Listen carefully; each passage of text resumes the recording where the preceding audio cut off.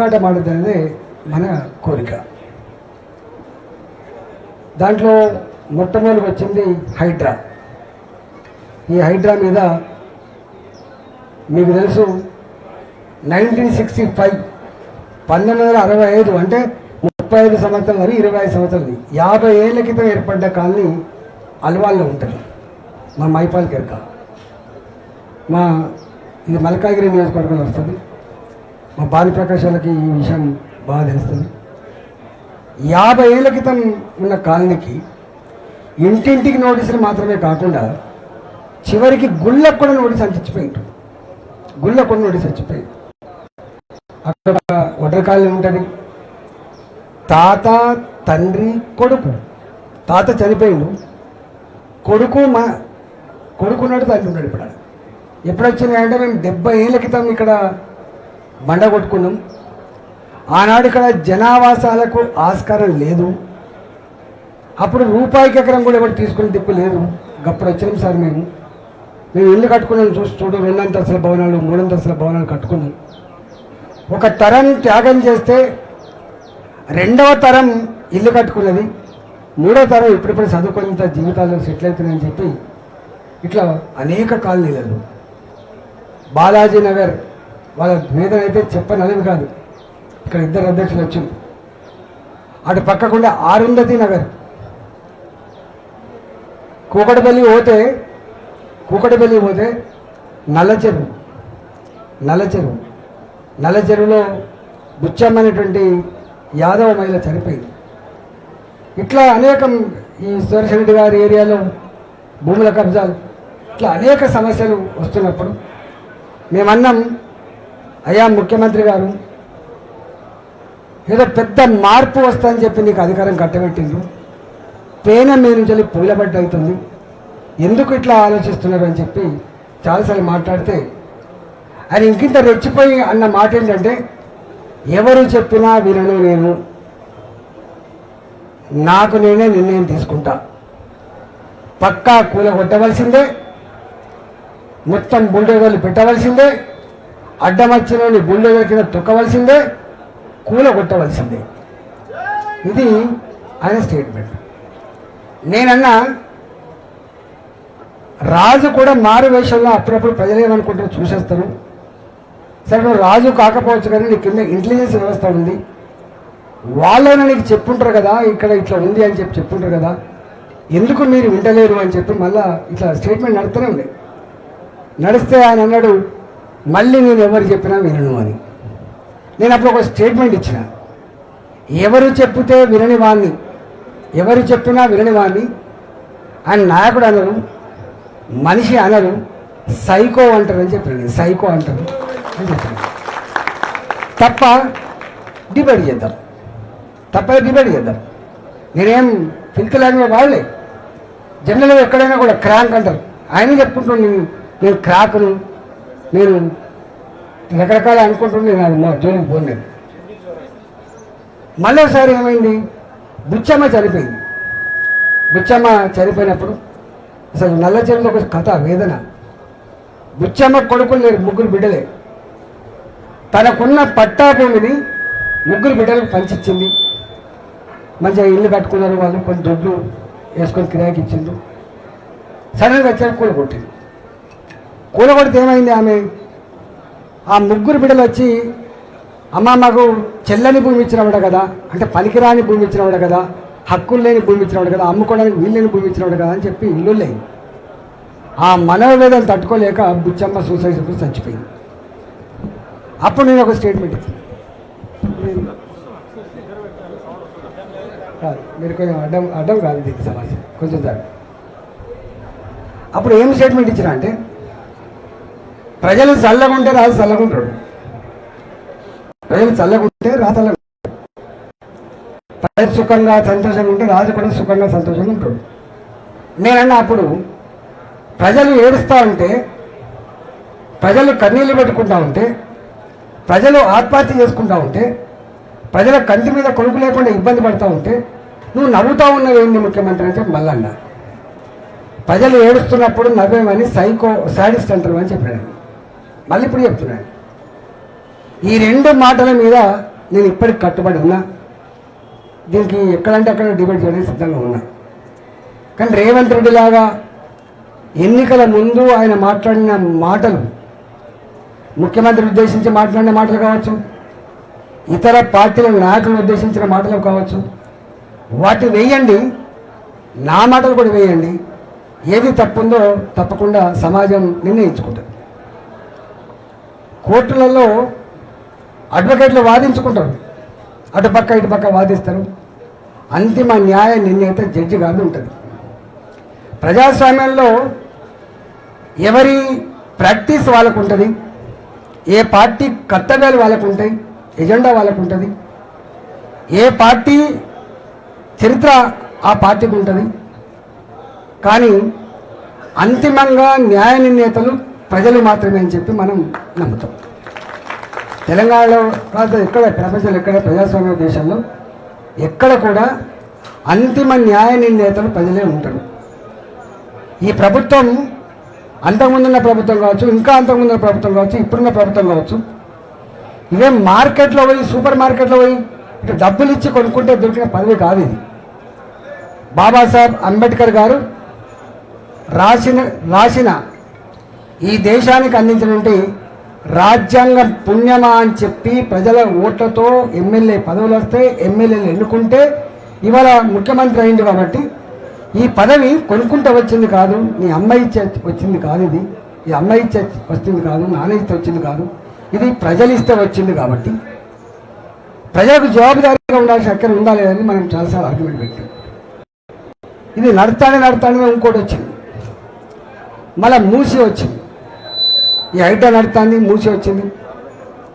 ఎన్ని బంగ్లాలు కూడగొట్టబడ్డాయో మీరు చూసిండ్రు.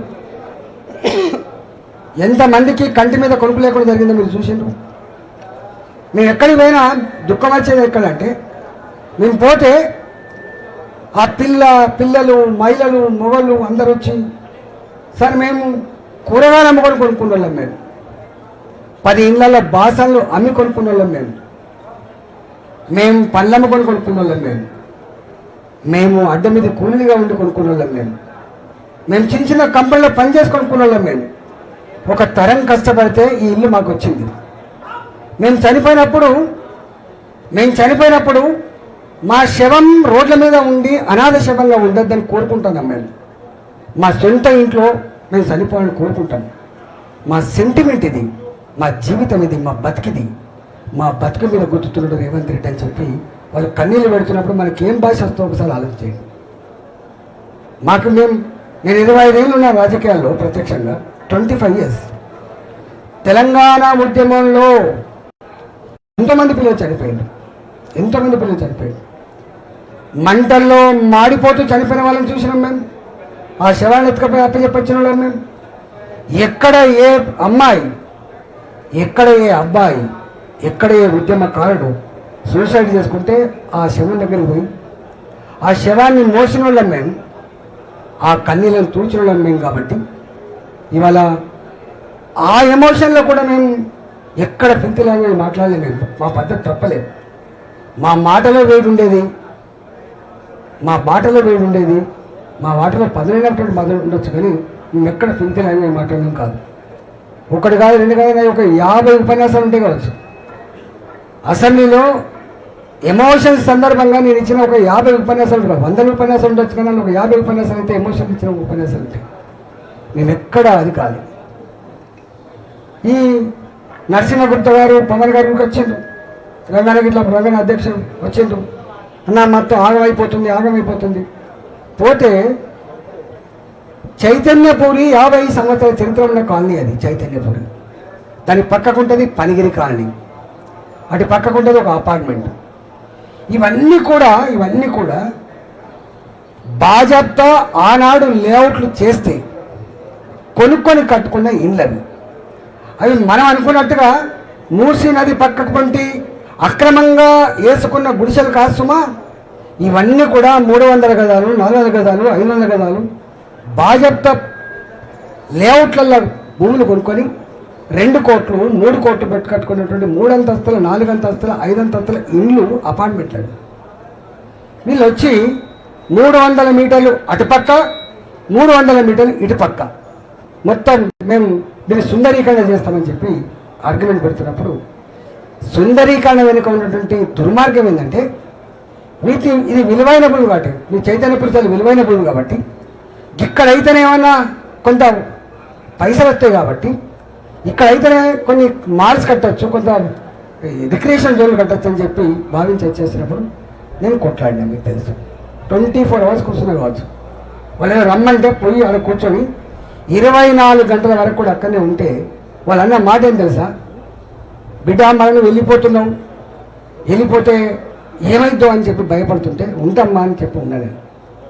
నేను ఆనాడు ఏ పై అధికారితో మాట్లాడినా కూడా, ఏ సార్ మేము ఆక్రమించుకుంటున్నాం సార్, మేము కూడగొడతలేము సార్, కానీ 100 మంది పోలీసుల సమక్షంలో, 100 మంది పోలీసుల సమక్షంలో ఇటు కొడితే అటు, అటు కొడితే ఇటు, ఈ ఇంటికి నంబర్ ఎత్తాడు, మళ్ళీ ఆ ఇంటికి నంబర్ ఎత్తాడు, ఇక్కడ దాకా వస్తుందంటాడు. చివరికి అబద్ధం ఆడి కొంతమందిని తీసుకుపోయి వనస్థలిపురం డబుల్ బెడ్రూమ్లలో ఇచ్చి వాళ్ళతో స్టేట్మెంట్ ఇప్పిస్తాడు. ఏమని, మాకు మంచిగా ఉంది డబుల్ బెడ్రూమ్, మా అంతటా మేమే ఇవి ఖాళీ చేసి వచ్చినామని చెప్పి. అసలు కథ ఏంటి అంటే, అక్కడ ఎవరైతే కొంతమంది కిరాయికుంటారో, చివరి ఎడ్జికుండేటువంటి మూసినది ఎడ్జికుండేటువంటి కిరాయికుంటారో, కొన్ని వాళ్ళు పెద్ద కలిగిన వాళ్ళు అయ్యి పెద్ద ఇల్లు కట్టుకొని వేరే దగ్గర ఉంటారో, వాళ్ళు కిరాయికి ఉండేటోళ్ళని పట్టుకొని తీసుకుపోయి వాళ్ళ పెట్టి స్టేట్మెంట్ ఇచ్చిన దొంగ స్టేట్మెంట్ ఇచ్చింది. ఇట్లా కొన్ని 100 స్టేట్మెంట్లు, 100 ఉద్యమాలు ఉన్నాయి. చివరికి భారతీయ జనతా పార్టీ పరంగా భాజపా మొత్తం పార్టీకి పాటే ఒక ధర్నా పెట్టినాం మనం, మీకు ఐడియా ఉంటుంది. ఇక్కడ మనం ఇందిరా పార్క్ దగ్గర ధర్నా పెట్టి మనం ఒక మెసేజ్ ఇచ్చినాం, ఊరుకునేది కాదని చెప్పినాం. మొత్తానికి వాళ్ళు ముందుకు వచ్చి ఒక మాట చెప్పిండారు. ఏమని మాట చెప్పిందంటే, ఇప్పటి నుంచి వెళ్ళి 10 ఏళ్ల క్రితమో 5 ఏళ్ల క్రితమో లేదా 2024 లోపు కట్టినటువంటి ఏ ఇళ్ళు అవుతున్నాయో ఆ స్ట్రక్చర్స్ మేము కూలగొట్టాము, ఇప్పుడు మాత్రం కట్టనీయమని చెప్పిండ్రు. సరే మంచిత్తి అనుకున్నాం, మనం ఉన్నాం. మళ్ళీ ఏమైంది ఇక్కడ, నిన్న కాక మొన్న 3 రోజుల క్రితం బాచుపల్లిలో పెద్ద రోడ్డు ఉంటుంది, 30 ఫీట్ల రోడ్డు, మీరు చూస్తారు, ప్రగతి నగర్ బాచుపల్లి, ఇటుపక్క 5 అంతస్తులు 7 అంతస్తులు 8 అంతస్తులు పెద్ద పెద్ద అపార్ట్మెంట్స్ ఉంటాయి, ఇటుపక్క అటుపక్క మొత్తం. అయితే వచ్చి ఏడుస్తున్నారు. ఎందుకు ఏడుస్తున్నారు ఇంకా అంటే, లేదు మొత్తం నోటీస్ ఇచ్చిపోయిండ్రు, ఇంకా కూలగొడతారు. ముందు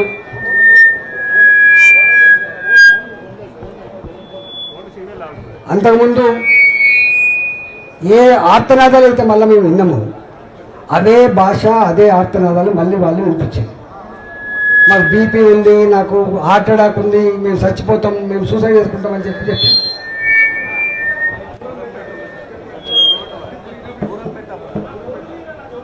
అయితే నేనే వస్తాపా మీరెందుకు అని చెప్పి నిన్న కాక మొన్న పోతే అవి చూస్తే నిజంగా కలిపే తిరిగినాయి. కానీ ఇంత పెద్ద ఇల్లు అవి 2020, 2017 ఇట్లా కట్టిన ఇల్లు ఇప్పుడెందుకు జోలికొచ్చిందని చెప్పి నేను ఏమన్నా అంటే, అంతకంటే ముందు ఒకటి జరిగింది. డివిజన్ నెంబర్ 133 అనుకుంటా, మచ్చబొల్లారం, అంతేనా ఉదయం. మచ్చబొల్లారంలో ఒక హిందూ శ్మశాన వాటిక, ఒక ముస్లిం శ్మశాన వాటిక, 2 ఉంటాయి. ఇది గవర్నమెంట్ భూమిలో వెలిసిన శ్మశాన వాటికలు కాదు. ఇవి ఒక భూస్వామి, ఒక దాత, సమాజ శ్రేయస్సు కోరే నరసింహారెడ్డి ఆయన పేరు ఉంది, సామల వెంకటరెడ్డి గారు 20 ఎకరాల భూమిని బాధ్యత కొని 5 ఎకరాల ముస్లిం శ్మశాన వాటికకి, 15 ఎకరాల భూమి హిందూ శ్మశాన వాటికకి ఇచ్చారు. అంతేనా? Division number 133 Machabollaram. దాని చుట్టూ 55 కాలనీలు ఉంటాయి. అంటే బాధ ఎక్కడైతే మీరు చెప్పడానికి చెప్తున్నాను. దాని చుట్టూ 55 కాలనీలు ఉంటాయి, 55 కాలనీలు. నా అడిగొస్తే నేను పోయినా చూసినా, నేను ఎవరైనా దీని కారకులు అంటే మున్సిపల్ అధికారులు అంటే మున్సిపల్ అధికారులతో మాట్లాడినా, కలెక్టర్ అంటే కలెక్టర్తో మాట్లాడినా, మళ్ళీ లేదు అయోధ్య రామరెడ్డి ఇది వాళ్ళ కాంట్రాక్టర్ అంటే ఆయనతో మాట్లాడినా, అందరితో మాట్లాడి మీది కాదు కదనే. అందులో ఒక కార్గిల్ యుద్ధంలో చనిపోయినటువంటి అది కూడా అందులోనే ఉంది. ఎవరితో మాట్లాడి చివరికి నేను శ్రీధర్ బాబు గారిని పట్టుకొని మీటింగ్ పెట్టిన ఫస్ట్ టైం. నేను ఆ సచివాలయానికి ఇంతవరకు పోలే కానీ పోయిన దీనికోసం రంగనాథ్ గారు వచ్చిండ్రు. ఆయన అన్న మాట ఏంటంటే వెంటనే ఆపేస్తాం, అక్కడ ఆక్రమించుకున్న భూమి కానీ కడుతున్న షెడ్లు కానీ ఆపేస్తామని చెప్పిందండి. మీరు అడగండి, ఆపలేదు. ఇప్పటికీ ఒక్క షెడ్ జాగాలో 2 షెడ్లు నిర్మాణం అవుతుంది. నేను నాకేదో పైరవి కోసం పోలే. వాడు అంటే నిన్న కూడా మీరు ముఖ్యమంత్రి కలిసిందా, దరఖాస్తు ఇచ్చిందా? అరే ఇచ్చేదానికే దిక్కులేరా కొడుక అని నేను అంటున్నాను. ఇచ్చిన దానికే దిక్కులేదు కదా. అది హిందూ శ్మశాన వాటికలో ఎవరో ఇచ్చినటువంటి దాత ఇచ్చిన భూమిలో వీళ్ళది కాకపోయినా కూడా 2 షెడ్లు కట్టి మొత్తం చెత్త అంతా అక్కడ డంపు చేసి 55 కాలనీల ప్రజానికానికి బాలాజీనగర్లో ఏ వాసన వస్తుందో, బాలాజీనగర్లో ఏ పురుగులు పాతాయో దద్దులు వస్తాయో ఓ గట్లాడి పరిస్థితి. వాళ్ళు ఏడుస్తూనే ఉండడం. చివరి కోర్టుకు పోయి వాళ్ళు ఒక స్టే తెస్తే కూడా ఆ స్టేని లెక్క చేయకుండా కడుతున్నారంటే అంటే కోర్టులు స్టే ఇచ్చినా కూడా పట్టించుకోరు. హైడ్రా కమిషనర్ రంగనాథ్ గారు శ్రీధర్ బాబు గారి సమక్షంలో ఇది ఆపేస్తామన్నది కూడా పట్టించుకోరు. కలెక్టర్ గారు చెప్పినా పట్టించుకోరు. ఎవడు చెప్తే పట్టించుకుంటాడు? ఎవడు చెప్తే పట్టించుకుంటాడు? ఇక్కడ సిస్టమ్. అందుకని నేను మళ్ళా అరే ఎవడు ఇక్కడ ఎంఆర్ఓనా, ఆర్డీఓనా, కలెక్టరా, మున్సిపల్ అధికారులు ఎవరు మరి? అంటే ఎవరి కంట్రోల్లో లేడు. ఎవరి కంట్రోల్ లేడు. మీకు జనరల్గా ఏదైనా కోర్టు మెట్లెక్కి ఒక స్టే తెచ్చుకుంటే బలుకుతాడు, అరే కోర్టు ధిక్కార కింద వస్తుందని చెప్పి అర్థం. కానీ ఈ గవర్నమెంట్లో కోర్టు స్టే ఇచ్చినప్పటికి కూడా ఆపగలిగే దమ్ము ఈ ప్రభుత్వ అధికారం లేదు. ఇవాళ కళ్ళ ముందే అనేక బిల్డింగులు 25 లక్షల నుంచి మొదలుపెట్టి ₹1 కోటి వరకు ఏదైతే కొనుక్కున్నారో కళ్ళ ముందే అవి పోతుంటే మరి ఒక్కడన్నా మరి నువ్వు కొనుక్కున్నది నేను అడుగుతున్నా. అరే ఇది లేఅవుట్ చేసినప్పుడు రెవెన్యూ అధికారులు ఇది ఏ పాస్బుక్లో ఏ సర్వే నెంబర్లో ఎంత ఎక్స్టెంటు కొలిసేప్పుడు లెక్క ఉంటుంది. ఉత్తరంలో వీళ్ళు ఉన్నారు, పడమర వీళ్ళు ఉన్నారు, తూర్పులో వీళ్ళు ఉన్నారని చెప్పి హద్దులు ఉంటాయి. ప్రతి భూమికి హద్దు ఉంటుంది. తూర్పు వైపు వీళ్ళున్నారు, పశ్చిమ వైపు వీళ్ళున్నారు చెప్పండి. మరి అప్పుడు ఆ లేఅవుట్ చేసినప్పుడు ఎట్లా నువ్వు పర్మిషన్ ఇచ్చినావు, ఎట్లా నువ్వు ఛార్జీలు కన్వర్షన్ ఛార్జీలు కట్టించుకున్నావు ఆర్డీఓ? మళ్ళీ పోయి మున్సిపాలిటీ ఇవ్వగానే మున్సిపాలిటీ ఎట్లా పర్మిషన్ ఇచ్చింది? దీని డెవలప్మెంట్ ఛార్జెస్కి డబ్బులు ఎట్లా తీసుకున్నావు? ఎట్లా బిల్డర్ కట్టిన తర్వాత ఎట్లా ఆక్యుపెన్సీ సర్టిఫికేట్ ఇచ్చిండు? ఆక్యుపెన్సీ సర్టిఫికేట్ ఇచ్చిన తర్వాత ఎట్లా ప్రాపర్టీ ట్యాక్స్ తీసుకుంటాడు? ఇవాళ ప్రాపర్టీ ట్యాక్స్ తీసుకున్న తర్వాత కూడా ఇవాళ ఈ పని ఎందుకు చేస్తానని నేను అడిగిన తప్ప ఇదే కదా, ఇదే అడిగిన తప్ప. ఈవెన్ బాలాజీనగర్ నేను అస్మత్పేట చెరువు, కూకట్పల్లి చెరువుల పక్కన జనరల్గా లేక్ వ్యూ అని ఇస్తా అంటారు స్టేట్మెంట్. మీరు ఇప్పుడు చూడండి అడ్వర్టైజ్మెంట్ పాపం. ఇవాళ లేక్ వ్యూ అంటే అదో శాపం. ఒకప్పుడు ఏదైనా ఇండ్లు అమ్ముకోవాలంటే అమ్ముకోవాలంటే ప్లాట్లు అమ్ముకోవాలంటే లేక్ వ్యూ అని చెప్తే ₹2,000 గజానికి ఎక్కువ పోయేది. ఇల్లు అయితే అపార్ట్మెంట్ అయితే ఇంకొక 2 లక్షలు 3 లక్షలు 5 లక్షలు ఎక్కువ పోయేది. కానీ ఇవాళ లేక్ వ్యూ అని కనుక అంటే మరణశాసనమే. వారికి మరణశాసనమే. 25,000 ఇండ్లు, 25,000 అపార్ట్మెంట్స్ లేక్ వ్యూ అని చెప్పి అడ్వర్టైజ్మెంట్ చేసిన కర్మానికి ఇచ్చిన డబ్బులు వాపస్ తీసుకుపోతున్నారు. ఎవడు మళ్ళా ముందుకు వస్తలేడు. ఇవాళ మొత్తం రియల్ ఎస్టేట్ కూలడానికి ప్రధాన కారకుడు రేవంత్ రెడ్డి. అవునా కాదా? కాంగ్రెస్ పార్టీ నాయకులు ఆలోచించుకోవాలి. ఇవాళ ఎంత బాధ అవుతుందంటే నేను ఆ రోజు స్టేట్మెంట్ ఇచ్చిన, అరే రేవంత్ రెడ్డి గారు నిలబడి ఎప్పుడు 5 ఏళ్ళు నువ్వు ఎమ్మెల్యేగా పనిచేయలే, నిలబడి ఎప్పుడు నువ్వు 5 ఏళ్ళు ఎంపీగా పనిచేయలేదు, ఎన్నడూ మంత్రిగా చేసిన అనుభవం నీకు లేదు. నువ్వేమో చాలా హామీలు ఇస్తున్నావు. ఒకనాడైతే ఆయన అంటాడు, అదెంతనే బిషాది, వాళ్ళకేమెరకనే, మళ్ళీ ఎంత మెదల్లేని వాళ్ళు మాట్లాడతారు, ప్రజలకెరక నాకెరక, కడుపు కట్టుకొని ఒక సంవత్సరం కష్టపడితే 40,000 కోట్ల రూపాయలు వస్తాయని చెప్పినటువంటి వ్యక్తి ఆ వీడియో రేపు మా కార్యకర్తలంతా కూడా బయట పెడతారు. ఇట్లాంటి కొన్ని వందలు ఇచ్చారు. ఇంత పెద్ద ఆనాడు మాట ఇస్తే తప్పని వ్యక్తి అని చెప్పుకునేది కేసీఆర్, మడమ తిప్పని వ్యక్తి అని చెప్పుకునేది కేసీఆర్, రాళ్లతో కొట్టి సంభవం అని చెప్పేది ఇచ్చిన మాట అమలు కాకపోతే.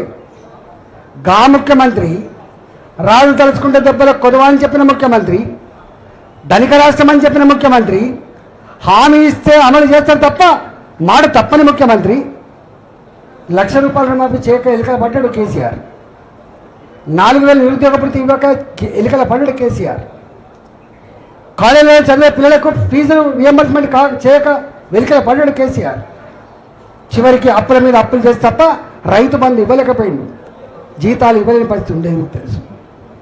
నేనన్నా గాయననే ఇవ్వలేకపోయిండు, నువ్వెట్లా ఇస్తావు రేవంత్ రెడ్డి అని చెప్పి నేనన్నా. అంటే ఆయన అన్న మాట ఇది.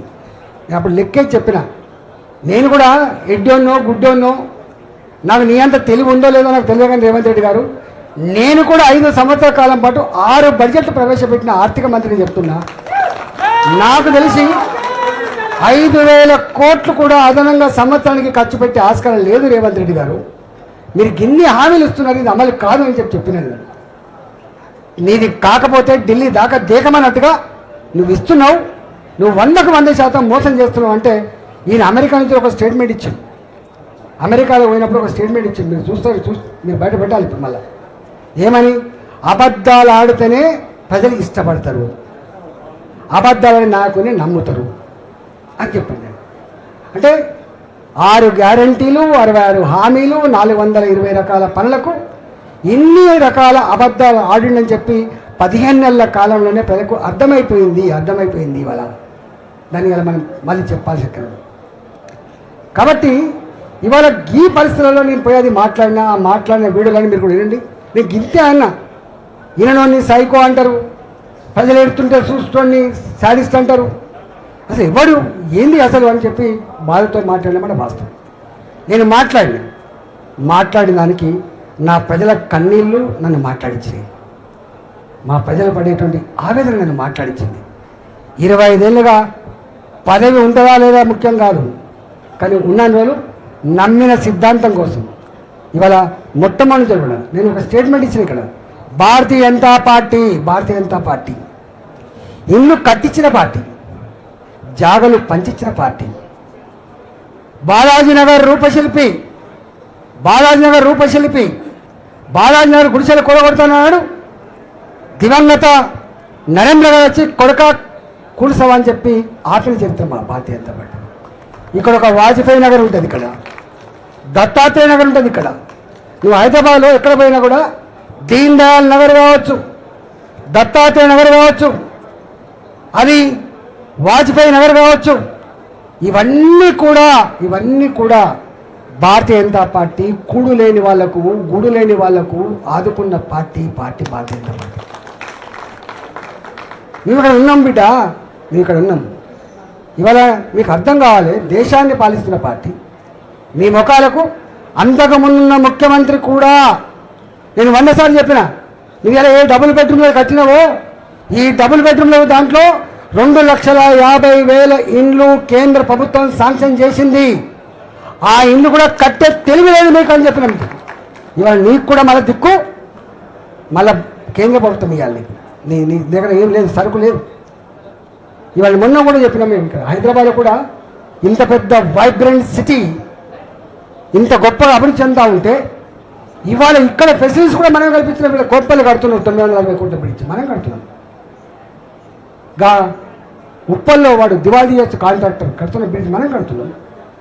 మొన్న ఓపెన్ చేసే బ్రిడ్జ్ మనం కట్టినాం. ఎలిమినార్కి వేస్తున్నటువంటి 6 లైన్ 8 లైన్ రోడ్ మనం కడుతున్నాం, బ్రిడ్జ్ మనం కడుతున్నాం. ఇవాళ శంషాబాద్లో ఫ్లైఓవర్ల మీద రీఎంలో పోయేటువంటి బ్రిడ్జ్ని మనం కడుతున్నాం. అంటే కొన్ని వేల కోట్ల రూపాయలు ఇచ్చి మనం చేస్తున్నాం. ఇక్కడ ప్రజలు 8 మంది పార్లమెంట్ సభ్యులు గెలిపించారు. మీకు అర్థం కావాలి, ఇక్కడ హైదరాబాద్ చుట్టుపక్కల హైదరాబాద్లో 3 ఎంపీలు ఉంటాయి. మీకు గుర్తుపెట్టుకోవాలి, పక్కా మొత్తం ఎంపీలు 3. ఇవాళ మల్కాజ్గిరిలో 100% హైదరాబాద్లో ఉన్నటువంటి ఎంపీని గుర్తుపెట్టుకో. ఇక్కడ రూరల్ ఏరియా లేదు. ఇప్పుడు మొత్తం 3 చింతలపల్లి కావచ్చు, అది గడికెసరు కావచ్చు, అది షామిరిపేట కావచ్చు, అది మేడ్చల్ కావచ్చు, ఇవన్నీ అర్బన్లో కలిసిపోయినాయి. ఇవాళ మొత్తం హైదరాబాద్లో 3 ఎంపీలు ఉంటే 2 ఎంపీలు భారతీయ జనతా పార్టీ ఎంపీలు మాత్రమే. ఇక్కడ సికింద్రాబాద్ ఎంపీ కిషన్ రెడ్డి గారు కావచ్చు, ఇక్కడ నేను కావచ్చు. అటు పక్కకు 70% పార్లమెంటు చేవెళ్ళ కింద వస్తుంది. విశ్వేశ్వరరెడ్డి గారే మన ఎంపీ గుర్తుపడి నాలుగో ఎంపీ. అది ఇటు పక్కకు మెదక్ ఎంపీ ఉంటాడు, రఘునందన్ రావు గారు ఉంటాడు, బిహెచ్ఎల్ఏలో ఆయన ఉంటాడు. ఇక్కడ ఇంతమంది ఎంపీలను గెలిపించిన చరిత్ర ఈ హైదరాబాద్కు ఉంటే మరి ఎవరు కొట్లాడాలి? మనం ఇవాళ ఆయన నేను అంటున్నా, కుక్క లెక్క ఒరుడు కాదురా కొడుక, కుక్క లెక్క ఒడితే ఏమవుతుంది? ఎవడు ఒరుతాడో, ఎవడి సంస్కారహీనుడో, ఎవడికి శ్రద్ధత లేదో, ఎవడు అబద్ధాల కోరో, ఎవడు ప్రజలను వంచే వాళ్ళో నేనెందుకు చెప్పాలి? ప్రజలు ఆల్రెడీ చెప్తున్నారు. ఇవాళ హైదరాబాద్ బాధ అనిపిస్తుంది. ఇవాళ నేను ఏదో రియల్ ఎస్టేట్ల కోసమో ఇంకోటి కోసమో కాదు. ఇవాళ హైదరాబాద్లో నేను కొత్తగా ఆర్థిక మంత్రి అయినప్పుడు 10 నెలల కాలంలో అప్పుడు జూన్ 2వ తారీఖు నాడు రాష్ట్రం ఏర్పడితే మార్చి 31 10 నెలలు. 10 నెలల కాలంలో 29,500 కోట్ల రూపాయలు సొంత పన్నులు వచ్చినాయి రాష్ట్రానికి. సొంత పన్నులు, దాని ఓన్ ట్యాక్స్ రెవెన్యూస్ అంటారు. ఇవాళ ఎంత వస్తున్నాయి తెలుసా? 1,30,000 కోట్ల రూపాయలు పన్నులు వస్తున్నాయి ఈ రాష్ట్రంలో. సొంత పన్నుల రూపంలో వచ్చే ఆదాయం 1,30,000 కోట్లు. ఎక్కడి 30,000 కోట్లు? ఎక్కడి 1,30,000 కోట్లు? 1,30,000 కోట్లు మాత్రమే కాదు. మొన్న వరకు తెలంగాణలో జిఎస్డిపి అంటే డెవలప్మెంట్ అంటే జిఎస్డిపిలో చూస్తారు. ఒకనాడు తెలంగాణలో 20% కూడా జిఎస్డిపి వచ్చేది. 2024 వరకు కూడా 13.9% ఉండే. నీ వచ్చిన తర్వాత అది 10% పడిపోయింది. రేపు 7% అయితే 8% అయితే తెలియదు. నీకు పరిపాలించే సత్తా లేక, అనుభవం లేక, సోయి లేక, ఏది చేయన్నో ఏది చేయకూడదో అర్థం కాక ఇవాళ తెలంగాణ పేదది కాదు బిడ్డ, తెలంగాణను పేదరికంలో ముంచేసే ప్రయత్నం చేస్తుంది కాంగ్రెస్ పార్టీ. ముంచేసే ప్రయత్నం చేస్తున్నారు రేవంత్ రెడ్డి అని చెప్పి అంటున్నారు. గా పక్క రాష్ట్రం 5.5 కోట్ల జనాభా, 6 కోట్ల జనాభా, 4 కోట్ల జనాభా. మన బడ్జెట్ కంటే తక్కువ ఉంటుంది. మనం ఎక్కడ, వాళ్ళు ఎక్కడ? చూడండి, పర్ కాపిటా ఇన్కమ్లో మనం నెంబర్ 1, గ్రోత్లో number 1, livable city Hyderabad, livable సిటీలో నెంబర్ 1. ఇవాళ మనకు ఎగిరిపోయి ఇవాళ పూనా అహ్మదాబాద్ వస్తుంది. ఇవాళ మన 4వ స్థానానికి పడిపోయింది. ఇవాళ వీటి మీద దృష్టి పెట్టు.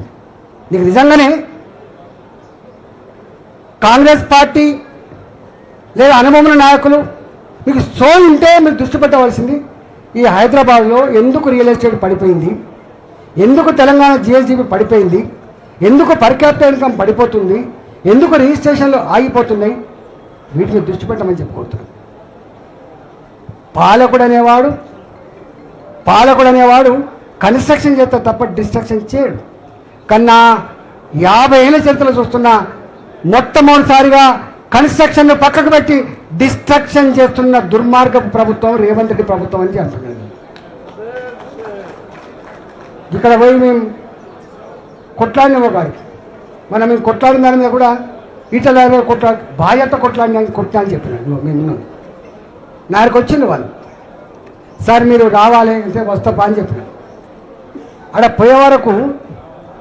పోయే వరకు మనుషులు లేరు.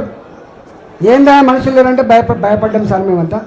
రాత్రి ఆ రియల్ ఎస్టేట్ గుండాల మనుషులు, ఆ గుండాలు ఇంటింటికి వచ్చి, బిడ్డ మీరు కనుక ఎంపీ మీటింగ్ పోతే మిమ్మల్ని చంపుతాం, టెంట్ వేసినా కాలబెడతాం, చీరలు ఇస్తే చీరలను కాలబెడతాం, 10,000 కూడా చేస్తాం. ఏకశిల ఏదో కాదు. అంటే ఏంది ఇట్లా అంటే లేదు సార్ ఇట్లే ఉంది మేము పోయినాం. సరే మేము మీటింగ్ పెట్టినా వస్తాను వాస్తవంగా. వాళ్ళు అన్న మాట ఏం తెలుసా, అన్నాక మమ్మల్ని రోజు బెదిరిస్తూ గక్కనే ఉన్నారు అన్నారు. ఇక్కడనే అంటే ఒక ఇంటి దగ్గర తాకుండా కూర్చున్నారు. అంటే ఎంపీ గారంటే విలువ లేదు, ఎంపీ గారంటే విలువ లేదు. ఎంపీ గారు తన పార్లమెంటు పరిధిలో ప్రజలకైనా ఆపదస్తే పోవడానికి హక్కు లేదు. వాడు తాక్కుండా ఎంపీ గారు పోయి అడిగితే తాక్కుండా వాడు తప్ప లేవని కూడా లేవలేదు వాడిని. మరి పోలీసు కంట్రోల్ చేయకపోయా, నీ వ్యవస్థలు కంట్రోల్ చేయకపోయా, ప్రజలు ఏడవట్టి మహిళలు ప్రాణాలు అరిచేతో బతకబట్టి మరి ఎవరు కాపాడాలి? నేనన్నా వాళ్ళ ఓట్లేసుకున్న బిడ్డగా నేను కాపాడకపోతే సపడనవుతా అని చెప్పి నేనే బాధ్యత ఫస్ట్ దెబ్బ కొట్టి నేను కేసు కాకపోతే 100 పెట్టుకో. తెలంగాణ ఉద్యమం 150, 200 ఉన్నాయి నాకు. మళ్ళీ ఈ మధ్యకాలంలో ఆ కేసీఆర్తో కొట్లాడిన దానికి మళ్ళీ 70 రూపాయలు పెట్టాడు హుజరాబాద్. రోజు వారానికి 2 సార్లు కేసు ఉంటాయి. ఇవాళ భారతీయ జనతా పార్టీ, ఇంతకుముందు మా వాళ్ళు అన్నారు, మా విక్రమ్ శ్రీనివాస్ చెప్తాను, భారతీయ జనతా పార్టీ అధికారం లేనాడే నీ అయ్యతో కొట్లాడిన పార్టీ, నీ అయ్యతో కొట్లాడిన పార్టీ. నీ కేసులు నీ దబాయింపులు వస్తాయా? అసలు అయినా ఇప్పుడు నా ఇల్లు ముట్టడి ఎవడన్నా చిన్నది, ఇళ్ళని ముట్టడిస్తారా? కుటుంబాలు ఉంటాయి, భార్య పిల్లలు ఉంటారు, ఇక్కడ చూసినామా? ఇంకా అసలు ఇల్లు ముట్టడిచ్చే చూసినాం? ఏదైనా కలెక్టరేట్ ముట్టడి చూసినాం కానీ, ఓ మంత్రుల కార్యాలయాలను ముట్టడించే చూసినాం కానీ, పబ్లిక్ ప్లేసెస్ ముట్టడింగా చూసినాం కానీ, ప్రైవేట్గా చూస్తాం ఎక్కడన్నా? అక్కడ పోతాను. ఇవాళ నేను పోలీసు వాళ్ళకు నేను చాలాసార్లు చెప్పిన, అధికారులారా వాళ్ళు పోలీసులా, ఐఏఎస్ ఆఫీసర్లా, మున్సిపాలిటీ వాళ్ళ, ఇంకోలా అని అంటలేదు. చట్టాన్ని లోబడి పనిచేయండి, చట్టాన్ని లోబడి పనిచేయండి. వాళ్ళ నీ నీ ఏదైతే ఫోకల్ పోస్టుల కోసం మంచి పోస్టు కావాలి, 4 పైసలు ఎక్కువ వచ్చే పోస్టులు కావాలి, కొంచెం గౌరవంగా ఉండే పోస్టులు కావాలని చెప్పి కనుక వాళ్ళు చెప్పిన మాట విని ప్రజల్ని వేధిస్తే ధర్మాన్ని చెరబట్టే ప్రయత్నం చేస్తే, రాజ్యాంగాన్ని ఉల్లంఘిస్తే ఎంతమంది రాజశేఖర రెడ్డి పీరియడ్లో జైలుకు పోయినరో నీకు అర్థం కావాలి, ఎంతమంది ఆందోళనలో జైలుకు పోయినరో మీకు అర్థం కావాలి, ఎంతమంది ఇక్కడ నువ్వు వచ్చిన తర్వాత కూడా ఎంతమంది జైలుకు పోయినో మీకు అర్థం కావాలి. ఇవాళ ఖబర్దార్ అని హెచ్చరిస్తున్నాం. 600 రేపు నీ జేజమ్మ దిగచ్చిన కొడుక ఇక్కడ గెలిచే పార్టీ భారతీయ జనతా పార్టీ గుర్తుపెట్టుకో. నువ్వు అన్నావు, నువ్వు ఏ బుక్ రాసినావో తెలియదు, మా కార్యకర్తలు మాత్రం అన్నీ రాసుకుంటాను, మధ్యలో గుండెల మీద రాసుకుంటాను. ఎవడెవడు ఏం మాట్లాడతాడు, ఎవడెవడు ఏం తప్పులు చేస్తుంది అనుకుంటాను. మా దగ్గర సమాచారం లేదు, అన్ని రకాల సమాచారం ఉంది. ఎవడు భూములు ఆక్రమించుకుంటున్నాడు, ఎవడు హైడ్రాపేట భయపట్టించి డబ్బులు గుంజుతున్నాడు, ఎక్కడెక్కడ పైరలు జరుగుతున్నాయి, ఎవరెవరు చేస్తుండో మొత్తం సమాచారం మా దగ్గర ఉంది. కాకపోతే 15-16 నెలలు అవుతుంది కదా, ఒక కొత్త ప్రభుత్వం కదా అని చెప్పి మేము వచ్చేస్తున్నాం. నువ్వేం చేస్తున్నావో ఇలా పిల్లి కళ్ళు మూసుకొని పాలు తాగుతుంది అనుకుంటాడు, కానీ పిల్లి కళ్ళు మూసుకొని పాలు తాగచ్చు, కానీ పాలు తాగే తెలుస్తుంది. మీరేం చేస్తుండో తప్పకుండా భారతీయ జనతా పార్టీ కార్యకర్తలుగా ప్రతి దగ్గర ఉంటాం మేము. మా సంస్థ, మా పార్టీ ఉంటుంది, మా పార్టీ అనుబంధ సంఘాలు కూడా పోలేని ఉంటాయి, గుర్తుపెట్టుకో. ఎక్కడెక్కడ చూసినా మా వాళ్ళే ఉంటారు, ఎక్కడెక్కడ చూసినా మా వాళ్ళు ఉంటారు, సమాచారం ఉంటుంది. అందువల్ల నేను ఒకటే ఆఫీసర్లకు కోరుతున్నా, బానిస లెక్క పనిచేసే ప్రయత్నం చేయకండి, ఇబ్బంది పడకండి. మీ ఎవ్వరిని తిట్టులం కాదు, మేము సంస్కారవంతులం, సభ్యత ఉన్నవాళ్ళం. కానీ మా ఆత్మగౌరవానికి, మా ప్రజలకి ఇబ్బంది అయితే పులిబిడ్డల్లా లేచి కొట్లాడతాం తప్ప రాజీ పడే ప్రసక్తి లేదని చెప్పి ఇవాళ నా ఇంటి ముట్టడి నేను చెప్పిన డీసీపీ గారితో, ఇంటి ముట్టడి మీరు కనుక చేస్తే, నేను ఇక్కడ ఎంపీని గుర్తుపెట్టుకో, నేను ఇక్కడ ఎంపీని, నన్ను 4 లక్షల ఓట్లతో గెలిపించినటువంటి స్థానం ఇది. ఈతల అంటూ అనాథగా ఉంటాడా? రారా నా ఒడ్డరి బస్తీ, రారా నా పనికిరి కాలనీ, రారా నా బాలాజీ నగర్, రాదా నా అల్వాల్ బస్తీలు. మీరు పిలిపిస్తే 1000 మంది వస్తారన్నా, ఎలా 1000 మంది వస్తారు. నేను 10 నెలల కాలంలో every day is Monday for me, there is no Sunday for me. పొద్దున ఇక్కడ ఉంటే 100 మంది ఇక్కడికి వస్తారు. ఇది పేదోళ్ళ అడ్డా, ఇది పేదోళ్ళ అడ్డా, ఇది కన్నీళ్ళకి కష్టాలకు పరిష్కారం చూపేటువంటి గడ్డ. ఇది ఇక్కడ ప్రేమకే ఆస్కారం ఉంటుంది తప్ప ద్వేషానికి ఆస్కారం లేని ప్రాంతం ఇది. నువ్వు ముట్టడిస్తా అంటే కొడక ధర్మాన్ని చెరబట్టినట్టు, ధర్మాన్ని వ్యతిరేకంగా కొట్లాడినట్టు, మాతో కొట్లాడిన కూడా ఎక్కడో వెళ్ళి కాలకర్మ నువ్వు కూడా పోతావు. మాతో గోక్కోవడం అంటే నాలాంటి నేను వ్యక్తిగా ఉంటానా? నేను 24/7 ఎక్కడో ఉంటా. ఏది పని లేదో కనీసం పెళ్ళిళ్ళ కానీ తిరుగుతా ఉంటాను. ఇంకా ఏం పని లేదో గుళ్ళల్లో పడిపోయేస్తాను నేను. కానీ రోజు పనిలో ఉంటాను. నాది పొద్దున 6 గంటల మొదలైతే రాత్రి 1 గంట వరకు నాది నిరంతరంగా జరిగేటువంటి ప్రక్రియ. నాకేం భూముల పైరవులు లేవు, నాకేం క్లబ్ల మెంబర్షిప్లు లేవు, నాకు ఇంకేం లేవు. నాకు ఒకటే ఉంటుంది, ప్రజల మధ్యలో ఉండు, రోజు ఉన్నంతలో వాళ్ళకి ఇబ్బంది పెట్టకుండా పోడు. నేనే పోతాను. ఏదైతే మీరు కూడా రావద్దమ్మా అంటే నేను ఇవాళ డబ్బులు పెట్టి నీకు దమ్ముంటేనే అవుతున్నా. ముఖ్యమంత్రి గారు నీకు దమ్ముంటే ఒక 10 ప్రశ్నలు ఇస్తున్నా, గుర్తుపెట్టుకో. నీకు దమ్ముంటే ఇవాళ ఎందుకు రియల్ ఎస్టేట్ మొత్తం కుప్పగూలిపోయి హైదరాబాద్ ఇవాళ లివబుల్ సిటీ కాకుండా పోతుందో, హైదరాబాద్లో రిజిస్ట్రేషన్ల ఆదాయం తగ్గిపోతుందో, తెలంగాణలో జిఎస్డిపి ఎందుకు పడిపోతుందో, తెలంగాణలో నువ్వు మనం మాట్లాడినట్టుగా చెప్పులు కూడా ఎత్తుకపోతావని చెప్పి అసలు ఏ మీనమైన భాష అనేది. బ్యాంకుల కాడికి పోతే బ్యాంకులు చెప్పులు కూడా ఎత్తుకపోతారని చెప్పి ఏదైతే నువ్వు కామెంట్ చేసినావో తెలంగాణ ప్రజల ఆత్మగౌరవం మీద గుద్దినావు. నువ్వు గుర్తుపెట్టుకో.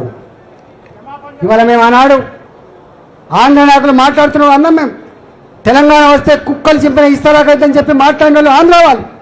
కానీ మేము కష్టపడి తెచ్చుకున్నాం, మేము ఇష్టంగా తెచ్చుకున్నాం తెలంగాణలో. మేము తెలంగాణ రాష్ట్ర ఏర్పాటులో మీ లెక్క పదల కోసం పెద్ద మూషణం కాదు, సమైక్య రాష్ట్ర నాయకుల కాళ్ళకాడ మోకరిల్లోనం కాదు. మేము తెలంగాణ నికార్సైన బిడ్డలుగా కొట్లాడి తెచ్చుకున్నాం కాబట్టి మాకు ఆ దుఃఖం ఉంటుంది, మాకు ఆవేదన ఉంటుందని చెప్పి తెలియజేస్తా ఉన్నాం. కాబట్టి నువ్వు గచ్చే గా పని చేయి. నువ్వు నీకు దమ్ముంటే పేదవాళ్ళు ఎవరైతే కట్టుకున్న ఇల్లునే 20 ఏళ్ళుగా 30 ఏళ్ళుగా మా బాలాజీ నగర్లో, మా అరుంధతి నగర్లో, మా చెరువుల పక్కబండి కట్టుకున్న కాలనీలో వాళ్ళకు మంచిగా పట్టాలి. వాళ్ళకి ఆల్రెడీ ఎల్ఆర్ఎస్ ఉంది, వాళ్ళకి ఇవ్వు. బీఆర్ఎస్ ఉంది, వాళ్ళకి ఇవ్వు. గా పని చేయి. డబుల్ బెడ్రూమ్లు నువ్వు కట్టేలా ఇప్పుడు ఒక్కొక్కటి కూడా 16-15 నెలలు గడిచిపోయింది. డబుల్ బెడ్రూమ్ల కాడ ఇవాళ ఇక్కడ మురారిపల్లెకు పోయినా ఇంకెక్కడ పోయినా తాగే నీళ్ళు లేవాడ. ఇప్పటికీ తాగే నీళ్ళు లేవు. 3 ఏళ్ల క్రితం కట్టిన ఆ ఇళ్లకు ఇప్పటికీ అలొకేషన్స్ లేవు. ఈ హైదరాబాద్ నడి పొట్టున ఉన్నటువంటి సికింద్రాబాద్లో కూడా ఇప్పటికి కొట్లాళ్ళు అవుతున్నాయి అలొకేషన్ లేక. నీకు దమ్ముంటే ఆ కట్టిన ఇళ్లను పేదలకు పంచిపెట్టు, ఆ కాలనీలకు కరెంటు కనెక్షన్ని, ఆ కాలనీలకు నీళ్ళ కనెక్షన్, ఆ కాలనీలకు రోడ్ల కనెక్షన్. గా పని చేయి. గీ పని చేస్తావా? నువ్వు మాట్లాడుతున్నావు నా గురించి చిల్లరగాళ్ళకు కొట్లాడితే దీనితో కొట్లాడే కానీ రండతో ఏం కొట్లాడతావు? దీంతో కొట్లాడు. నేనన్నా ఒకసారి ఇదే ముఖ్యమంత్రి మళ్ళీ గుర్తు చేస్తున్నాను. నేను అన్న అని చెప్పి భాగ్యలక్ష్మి ఆయనకి పోయింది అన్నాడు. ముఖ్యమంత్రి కాలేదు. యాదుకుందా? నీళ్ళతోటి చల్లనీళ్ళతోటి తడిబట్టల మీద రాని ఏడిచిండు. నేను నువ్వు దీరును అనుకున్నా కానీ గిట్లా అనుకోలేని చెప్పలేదు. నువ్వు దీరును అనుకున్నా కానీ గిట్లా ఎడతావని అనుకోలేదు. ఏడిచేవాడిని ఏమంటారో మీకు తెలియదు. నేను మళ్ళీ కామెంట్ చేసినప్పుడు నేను.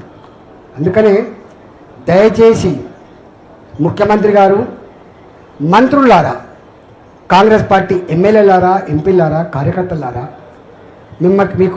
మీకు మీ మీద ప్రేమతో కంటే కూడా అంతకు ముందున్న ప్రభుత్వాన్ని బొంద పెట్టాలని చెప్పి నీకు ఓట్లేసి గెలిపించింది. వాళ్ళ రుణం తీసుకునే ప్రయత్నం చేయండి తప్ప ఈ తల్లి ఇల్లు ముట్టడిస్తా, లేదా నువ్వు పైసలు ఇచ్చి పేపర్లో రాయిస్తా, పైసలు ఇచ్చి సోషల్ మీడియాలో రాయించుకుంటా, పైసలు ఇచ్చి టీవీలలో వేయిస్తా, నువ్వు వెకిలి నవ్వులు నవ్వి నువ్వు ఆనందపడితే నీకు నువ్వే ఆనందపడతావు తప్ప ఇంకోటి కాదు. అహంకారం ఉన్నోన్ని చరిత్ర బొందబెడుతుంది, గుర్తుపెట్టుకో. ఆల్రెడీ నీకు అధికారం ఉందని చెప్పి నీకు ఇలా మాట్లాడకపోవచ్చు, నీకు వ్యతిరేకంగా ఇవాళ పోలీసులు నీకు అండగా ఉండవచ్చు, కానీ రేపు నీది కాదు. ఎంతోమంది చూసినాం, చరిత్ర ఎంతమంది చూసింది, ఎంతోమంది కాలగర్భంలో కలిపింది. నీవు కూడా నీ పార్టీ కూడా కాలగర్భంలో కలిసిపోతుంది. ఇప్పుడే కాంగ్రెస్ పార్టీ నాయకులు అందరూ అనుకుంటాను ఈయన వచ్చిన తర్వాత 10 ఏళ్ళు మా పార్టీ కథమైపోయిందని చెప్పి వాళ్ళు అనుకుంటాను. వాళ్ళ సంగతి ఏదో చూసుకోవాలి, మా గురించి మాట్లాడే ప్రయత్నం చేయకు. కేంద్రాన్ని విమర్శించరు, ఇంకో పని చేసి ఇట్లాంటి పిచ్చి పని చేయొద్దని చెప్పి కోరుకుంటూ ఇప్పటికైనా హైడ్రా రంగనాథ్ గారిని నేను సూచన చేస్తున్నా, మీరు ఒక మాట ఇచ్చిండు కట్టిన ఇళ్ళ జోలికి పోమని చెప్పి. ఇట్లాంటి రెవెన్యూ డిపార్ట్మెంట్ ఇస్తాడా, నీవిస్తాడా, కానీ నీకే వస్తుంది. ఎందుకంటే ఈ ఇల్లు కొనగొట్టే బాధ్యత రంగనాథ్ గారికే ఉందని చెప్పి భావిస్తాను. కాబట్టి ఈ ఇచ్చేది రెవెన్యూడైనా కూలగొట్టడం నువ్వే అనుకుంటాను. కాబట్టి దాని మీద క్లారిటీ ఇవ్వు, క్లారిటీ వచ్చేసే తప్ప అయ్యో ఈటల గారు మమ్మల్ని అపార్థం చేసుకుంటారని చెప్పి నాకు ఏదో నన్ను కార్నర్ చేసే ప్రయత్నం చేస్తే నేను కార్నర్ కాదు బాబు. మీరెంత నన్ను తిడితే, మీరెంత నన్ను విమర్శిస్తే ప్రజలు నన్ను అంత మెచ్చుకుంటారు తప్ప నాకు ఒరిగేది ఏం నేర్పుతుంది. వాటిని మోడీ గారు అనేది చూసినా ఎంత తిట్టినా అవి నేను డైజెస్ట్ చేసుకొని నా శరీరానికి ఒక ప్రోటీన్ ఇచ్చే శక్తి అంటే చూసినా నేను తిరిగితే కూడా నాకు ఆశీర్వాదాలుగా భావిస్తా, దాన్ని శక్తిగా భావించుకుంటా. ఆ శక్తితో మళ్ళీ నీ మీద కొట్లాడే ప్రయత్నం చేస్తా, ప్రజలు కలుపుకోవాలని చెప్పి మనం చేస్తూ ఇలా ఇంత గొప్పగా మీరందరూ కూడా తెలియగానే మేము ఎవరితో మాట్లాడలే వాస్తవంగా గిట్ల అవుతుందని చెప్పి అడగానే ఇవాళ ప్రజల్ని రక్షించే క్రమంలో, పార్టీ ఆత్మగౌరవాన్ని రక్షించే క్రమంలో, నీ నాయకులను రక్షించుకునే క్రమంలో మీరు చూపిన తెగువ, మీరు ఇచ్చిన కమిట్మెంట్, మీరు వచ్చిన తీరుకు అభినందన తెలియజేస్తూ పేరు అందరికీ అభినందన తెలియజేసుకున్నా. భారత్ మాతాకి, భారత్ మాతాకి జై శ్రీరామ్, జై శ్రీరామ్. నరేంద్ర మోడీ గారి నాయకత్వం, నడ్డా గారి నాయకత్వం, కిషన్ రెడ్డి గారి నాయకత్వం. ధన్యవాదాలు శ్రీనివాస్ గారు, బుద్ధి శ్రీనివాస్ గారు, ధన్యవాదాలు తెలియజేస్తాను. ఈరోజు ఈటలన్న ఇల్లు ముట్టడిస్తామంటేనే అభిమానంతో ఇంత పెద్ద ఎత్తున కార్యకర్తలు నాయకులందరూ కూడా ఇక్కడ చేరుకొని ఈ కార్యక్రమాన్ని ఇంత పెద్ద ఎత్తున మరి వాళ్ళకు బాగా బెదిరింపు చేసి ఇక్కడ ఇంటి దగ్గర కానీ పరిసర ప్రాంతాలకు కూడా రాకుండా బుద్ధి చెప్పినటువంటి మన నాయకులు అందరూ కూడా పేరున నేను ధన్యవాదాలు తెలియజేస్తూ ఈ కార్యక్రమంతో ముగిస్తా ఉంది.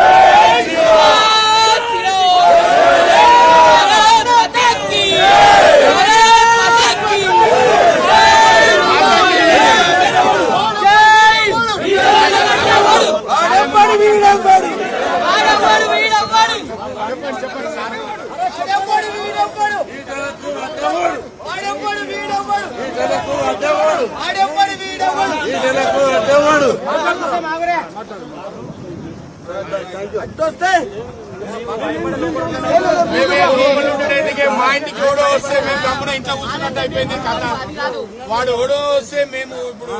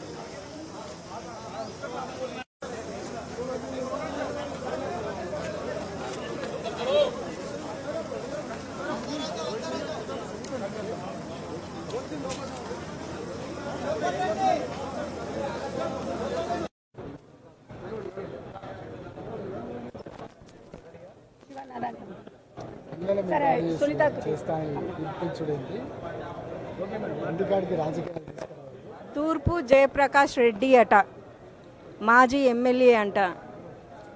ఆయన గౌరవనీయులు మల్కాజ్గిరి ఎంపీ ఈటెల రాజేందర్ గారి గురించి అనుచితమైన వ్యాఖ్యలు, అంటే ఒక రాజకీయ నాయకుడు కూడా మాట్లాడలేని మాటలు మాట్లాడిండు. అసలు ఆయన ఏంటి, ఆయన హోదా ఏంటి, ఆయన స్థాయి ఏంది?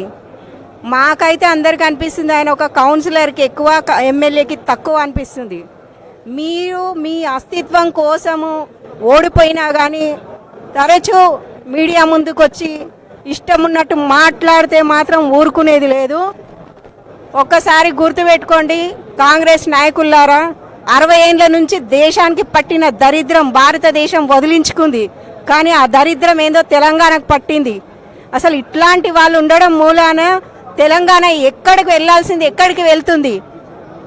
ఈటెల రాజేందర్ గారు ప్రజానాయకుడు, ఆయన ప్రజల కోసం కొట్లాడుతుండు, ప్రతిపక్షంలో ఉన్నాడు. ప్రజల కోసం కొట్లాడితే తప్పేంటి? అటువంటి భాష మాట్లాడతారా? మేము మాట్లాడగలం. ఫస్ట్ ఆయన బట్టల్ని మాట్లాడడం ఏంది? మీకు బట్టలు లేవా అంటే ఆయన బట్టలు చింపితే మీరు అవి కుట్టించుకొని వేసుకుంటారా? ముందు ఆ గడ్డం గీసుకోండి. తెలంగాణకి అప్పు పుట్టట్లేదు అని మీ ముఖ్యమంత్రి అంటుండు. మీలాంటి వాళ్ళు పక్కన ఉంటే అప్పు ఎట్లా పుడుతుంది? మంచినీళ్ళు కూడా పుట్టనే పుట్టవు. అసలు సంవత్సరం నుంచి మీరు చాతగాని హామీలు ఇచ్చి మీరు ప్రభుత్వంలోకి అధికారంలోకి వచ్చిన తర్వాత మాకు మా చెప్పులకు గతి లేవు, రూపాయి గతి లేదు, అప్పు పుట్టట్లేదు అని ఒక సీఎం మాట్లాడాల్సిన మాటలేనివి. అంత చాతగాని వాళ్ళు ఎందుకు అధికారంలో ఉన్నారు? దిగిపోతే మా రాజేందర్ అన్న లాంటి వాళ్ళు అధికారం ఎట్లా చేయాలో తెలంగాణ రాష్ట్రాన్ని ముందుకు ఎట్లా అభివృద్ధిలోకి తీసుకెళ్లాలో చేసి చూపిస్తాం. చాతగానోళ్ళు మాట్లాడతారు. ఇంకొకటి, మీరు దాడి చేస్తాము అని బహిరంగంగా ప్రకటన చేస్తారా? ఒక రాజకీయ నాయకుడు చేయాల్సిన ప్రకటననేనా ఇది? మీరు దాడి చేయాల్సింది దేశద్రోహుల మీద. ఒక ఆమె లెక్చరర్ అట, ఆమె దేశం మీద వ్యతిరేకంగా పోస్ట్ పెట్టింది. ఆమెను ఏం చేసిండ్రు? ఆమెను పోస్ట్లోంచి పీకిండ్రా? ఆమె లెక్చరర్ అట, గవర్నమెంట్ లెక్చరర్. కనీసం అసలు బెదిరించిరా ఆమెని? పాకిస్తాన్ జెండాల్ని రోడ్ల మీద అన్ని రాష్ట్రాల మీద కిందేసి తొక్కుతున్నారు. మరి తెలంగాణలో ఎందుకు తొక్కుతలేరు? మీరు ఇంకా తొక్కుతుంటే తీసి దాన్ని భద్రంగా దాచిపెడతారా మీ పోలీసులు? ఇదా మీరు చేసే పాలన? ఒక్కసారి మీ పాలన ఎట్లుందో మీ వెనక ఉన్న పియ్యలను అడగండి, అధికారులను అడగండి ఎట్లా చేస్తున్నారో. అసలు తెలంగాణ ఎక్కడికి వెళ్లాల్సింది, ఎక్కడికి వెళ్తుంది? ఇంత చాతగానోళ్ళు ఎందుకు అధికారంలోకి వచ్చిండ్రు? వచ్చిన చాతనైతే లేదు అని చెప్తున్నారు కదా, మాకేం చాతనైతే లేదు, మేము అప్పు తేలేకపోతున్నామని. మిమ్మల్ని మీకు తెలియదా? మీరు అధికారంలోకి రాకముందు తెలంగాణ పరిస్థితి ఏందో మీరు విమర్శించారు కదా బీఆర్ఎస్ని. మీకు చాతనైతే లేదు, మీరు అన్ని అప్పులు చేసిర్రు అని. మీరెందుకు అన్ని పరిస్థితి, తెలంగాణ పరిస్థితి తెలిసి కూడా అధికారంలోకి వచ్చి గద్దెనెక్కి చాతనైతే లేదని చెప్తారా? సిగ్గుండాలి కొంచెమన్నా. ప్రజలు మిమ్మల్ని చీత్కరించుకుంటారు. ఇటువంటి దరిద్రాన్ని మేము మోస్తున్నాం, ఇంకా 4 ఏళ్ళు ఈ దరిద్రాన్ని మోయాలని బాధపడుతున్నారు. ఎంత తొందరగా దిగిపోతే అంత మంచిది. జయప్రకాష్ గారు, మీరు బాగా ఖబర్దార్ చెప్తున్నాము. ఇటువంటి వ్యాఖ్యలు చేస్తే బాగుండదు. మీరు దాడి చేయడం కాదు, మీ ఇంటి ముందుకు మహిళలు అందరం వస్తాం, అందరం వచ్చి దాడి చేస్తాం. ఏం చేస్తారు? మీ స్థాయిని గుర్తు తెచ్చుకోండి. అసలు ఫస్ట్ మీలాంటి వాళ్ళు ఉండడం దేశానికి దరిద్రం నిజంగా. జై శ్రీరామ్. భారత్ మాతా కీ. భారత్ మాతాకి జై. నిన్న వ్యాఖ్యానం చేసిన జయప్రకాష్ గారు, మీకు మేము ఇప్పటికీ మర్యాద ఇస్తున్నామంటే అది మా పార్టీ సభ్యత, మా పార్టీ ఒక ప్రిన్సిపల్ స్టిక్గా నడుస్తుంది కాబట్టి మిమ్మల్ని ఇంకా గారు అని పిలుస్తున్నాం. ఒరే తొరై అని మీలాగా మాట్లాడే పార్టీ కాదు మాది. మేము ఒక శిక్ష డిసిప్లిన్తో మమ్మల్ని ట్రైన్ చేసి మేము అట్లా ఆర్ఎస్ఎస్ నుంచి అలా వచ్చి మేము అందరం కలిసి ఉండేటట్టు సబ్కా సాత్ సబ్కా వికాస్ అని ఉన్నాం. మేము ఇవాళ దేశంలో అంతమంది పోరాడి మనకు 5 సైనికులు మన బీఎస్ఎఫ్ జవాన్ చనిపోయినాక కూడా మీకు ఇప్పటికి కూడా బుద్ధి రావడం లేదంటే మీరు అలాగ సెపరేట్ తెలంగాణ అని చేసుకొని మీరు పాలిస్తే తప్పకుండా తెలంగాణ ప్రజలైతే తప్పకుండా ఒప్పుకోరు. మాకు ఏమి మీరు ఎలక్షన్ ముందు కమిట్ చేశారు ఒక్కటైనా మీరు ఆ పని మీద ఉండాలి. కానీ మీ పాలన వచ్చి 1.5 year కాబోతుంది. ఏం చేశారు లిస్ట్ ప్రకారం మీరు విడుదల చేయండి, రిపోర్ట్ వేయండి డెస్క్ మీద. These are the things we have committed, these are the things we have completed అని రాయండి. These are the things pending అని. అప్పుడు మేము ఒప్పుకుంటాం, ఎస్ మీ పాలన సరిగా ఉంది, మా పాలన సరిగా లేదని. అమ్మ పెట్టదు, అడగను ఇవ్వదు అని మీరు చెయ్యరు, మమ్మల్ని చెయ్యనియరు. బెదిరింపులు, దాని తర్వాత భుజబలం చూపించొద్దు, బుద్ధి బలం చూపించండి. భుజబలం ఎం power, money power, muscle power కాదు, ఇక్కడ మైండ్ పవర్ చూపించి మాతో కలిసి అందరితో కలిసి మనం పోరాడాలి. ఇప్పుడు పోరాడాల్సిన అవసరము మనం పార్టీ ప్రకంగా కాదు, అందరు కలిసి ఒక మానవత్వంగా మనము మన దేశాన్ని కాపాడుకోవడానికి. మన వీర సైనికులు అక్కడ నానా అవస్థలు పడుతూ ఉంటే ఆ పనులన్నీ పక్కకు పెట్టేసి సారీ దునియా ఏక్ తరఫ్తో మేరా పార్టీ ఏక్ తరఫ్ అని చెప్పి మీరు కొట్లాడుతూ ఉంటే సిగ్గుచేటుది. You are not fit to be a Indian. And you say that you are a political leader. What a political leader you are when you have no attachment for your motherland. మళ్ళీ భారత్ మాతాకి జై ఎందుకు చివరి నాలుకతో చెప్తున్నారు? భారత్ మాతాకి జై ఎందుకు? భారత్ మాతాకి జై, మీ మాతాకి జై కొట్టండి ముందు. మీ మాతకి లేని మర్యాద మీరు మా భారత్ మాతకి ఏమిస్తారు? మీరు భుజబలం ఉంటే సరిపోదు, పాలనకు వచ్చేస్తే సరిపోదు, చేసి చూపిస్తేనే. ఎనీథింగ్ ప్రాక్టికల్లీ గ్రౌండ్ రియాలిటీ చూడాలి. ప్రజలు మీరు ఏం చేశారు? ప్రతి ఒక్కరు ప్రజల్ని చూతి అనుకోవద్దు, ప్రజలని బేవకూఫ్ అనుకోవద్దు, ప్రజలని ఫూల్స్ అనుకోవద్దు. ఫర్ యువర్ కైండ్ ఇన్ఫర్మేషన్, ప్రజలకి ఇప్పుడు కాదు, ఓటు వచ్చినప్పుడు తెలుస్తుంది ఎవడెవడు ఎంత మిమ్మల్ని ఆంచన వేస్తున్నారు, మీరు ఎంత పనులు చేశారు, ఏం చెయ్యబోతున్నారు, ఇంకా ఏం చేసి ఉన్నారు పాస్ట్లో. ఇన్నేళ్లు సాధించుకున్నది సరిపోలేదా? ఇంకా ఇప్పుడు వచ్చి మళ్ళీ ఏదో బీకుతాం చేస్తామని అంటున్నారు. ఏం బీకిండ్రు? 1.5 year అయ్యింది. ఏం చేసిండ్రు మీరు? మీరు ఆత్మస్పర్శన చేసుకొని రీకన్సైల్ చేసుకోండి. మీరు కూర్చొని మనం ఏం చేసినాం, మనం ఏం చెప్పినామని. ఇవాళ రేట్లో మీరందరూ మోదీ గారు ఏం చేసినా ఓకే, మాకు మేము అన్ని పార్టీస్ మేము ఓకే అంటున్నామంటే మీ ప్రాణం ఒక బెల్లం కాబట్టి ప్రాణానికి భయపడి మీరందరూ అది ఏం మీరు మనసారా కోరతలేదు. మీరు ఓడి చూద్దాం, సైనికులు జాగాల్లో మీరు పోయిరండి ధైర్యంగా. నా కాశ్మీర్, నా ఇది బొంగు అని చెప్పి మాట్లాడిన వాళ్ళు మీరు పోండి.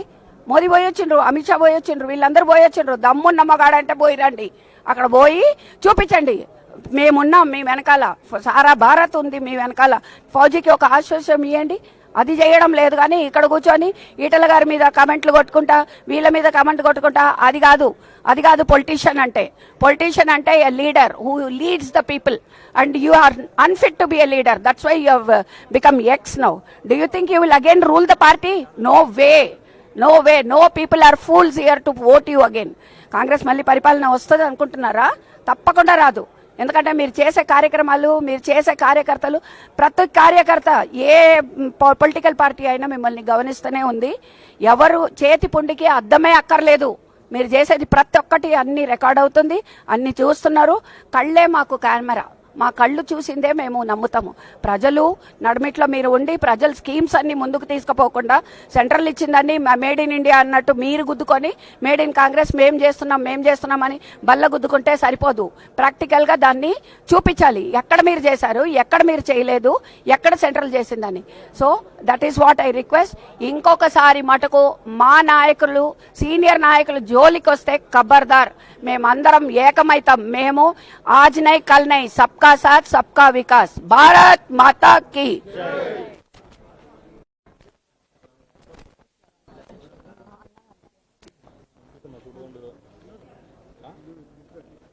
ఈటల రాజేందర్ గారు ఒక మనిషిలాగా, ఒక మామూలు మనిషి కాదండి. ఈటల రాజేందర్ అనే వ్యక్తి ఒక వ్యవస్థ, ఎంపీ వ్యవస్థ. ఆ వ్యవస్థను కలిగినటువంటి వాళ్ళ ఇంటిని ముట్టడిస్తామన్న కాంగ్రెస్ నాయకులు అది ఎంత తప్పు మాట మాట్లాడిరో ఫస్ట్ వాళ్ళ అధిష్టానం అయినటువంటి రేవంత్ రెడ్డి గమనించాలి.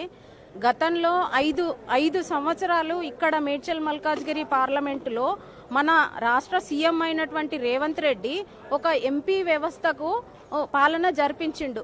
ఎప్పుడన్నా ఇక్కడ ఉన్నటువంటి ఈటల రాజేందర్ లాగా ఎంపీగా ఈ నియోజకవర్గంలో ఎప్పుడన్నా పనిచేసి ఉన్నాడా? ఒక్కసారి మీరు కార్యకర్తలైనటువంటి మీరు ఏ రకంగా పిలుపునిచ్చినారో ఒక్కసారి అడగండి. ఇప్పుడు ప్రజాపాలన పెట్టినాడు కదా అన్న, మీరు ఎప్పుడన్నా ఎంపీ లాగా ఇట్లా ఈటల రాజేందర్ లాగా గల్లీ ఒక పిట్టలాగా తిరుగుతూ ప్రజలను ఏ విధంగా వాళ్ళ కష్ట సుఖాలను కనుక్కుంటున్నాడో ఒక్కసారి మీరు అడగండి. అడిగిన తర్వాత ఆయన నిల్లును అటాక్ చేస్తామనో ఇంకేదన్నా మాట్లాడండి. మనము ఒక మనిషి మన తెలంగాణ రాష్ట్రంలో ఒక ఉన్నత స్థానంలో నుండి వచ్చి ప్రజల కొరకు పాటుపడుతూ నిరంతరము ఒకరోజు ఒక సండే మండే అని ఒక రోజు పెట్టుకోకుండా నిరంతరం ప్రజల కొరకే కదా పనిచేస్తున్నాడు. అది చూస్తున్నటువంటి మీ నాయకులు కానీ ఇప్పుడున్నటువంటి సీఎం కానీ గతంలో ఎప్పుడైనా ఎంపీ వ్యవస్థను అట్లా నడిపిన రోజులు ఏమన్నా ఉన్నాయా?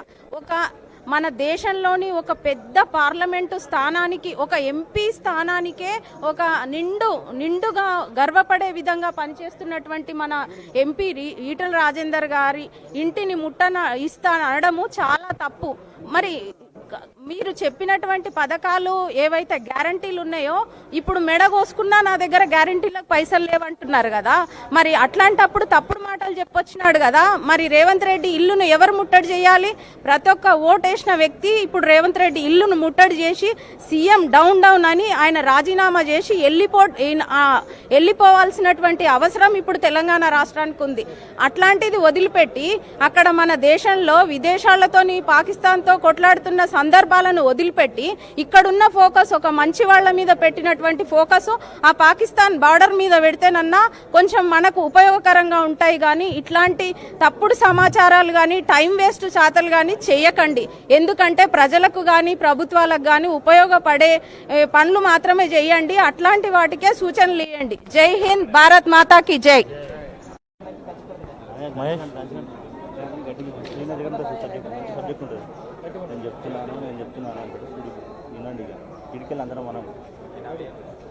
అందరికీ నమస్కారాలు. నేను మీ తెలంగాణ సంపత్.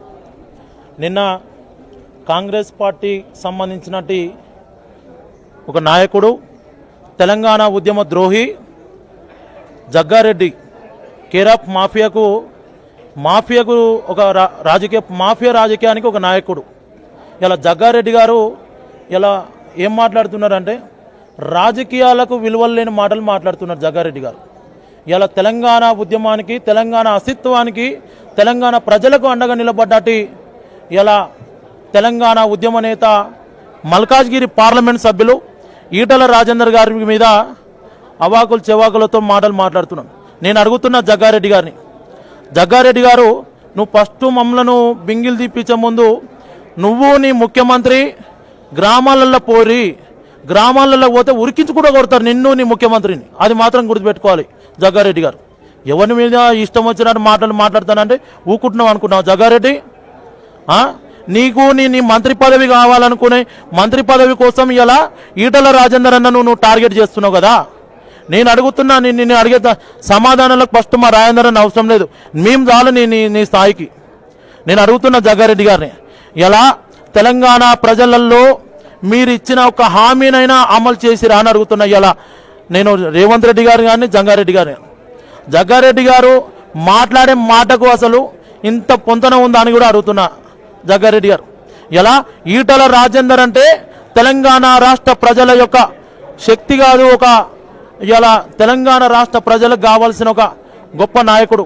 అలాంటి నాయకుడి మీద పెట్టుకున్న వాళ్ళు కాలగర్భంలో కలిసిపోయారు తప్ప ఆ గతి కూడా నీకు పడుతుందని కూడా నేను హెచ్చరిస్తున్నా. ఇలా జగ్గారెడ్డి గారిని ఒకటే డిమాండ్ చేస్తున్నా, నీకు 24 గంటలు టైం ఇస్తున్నాం.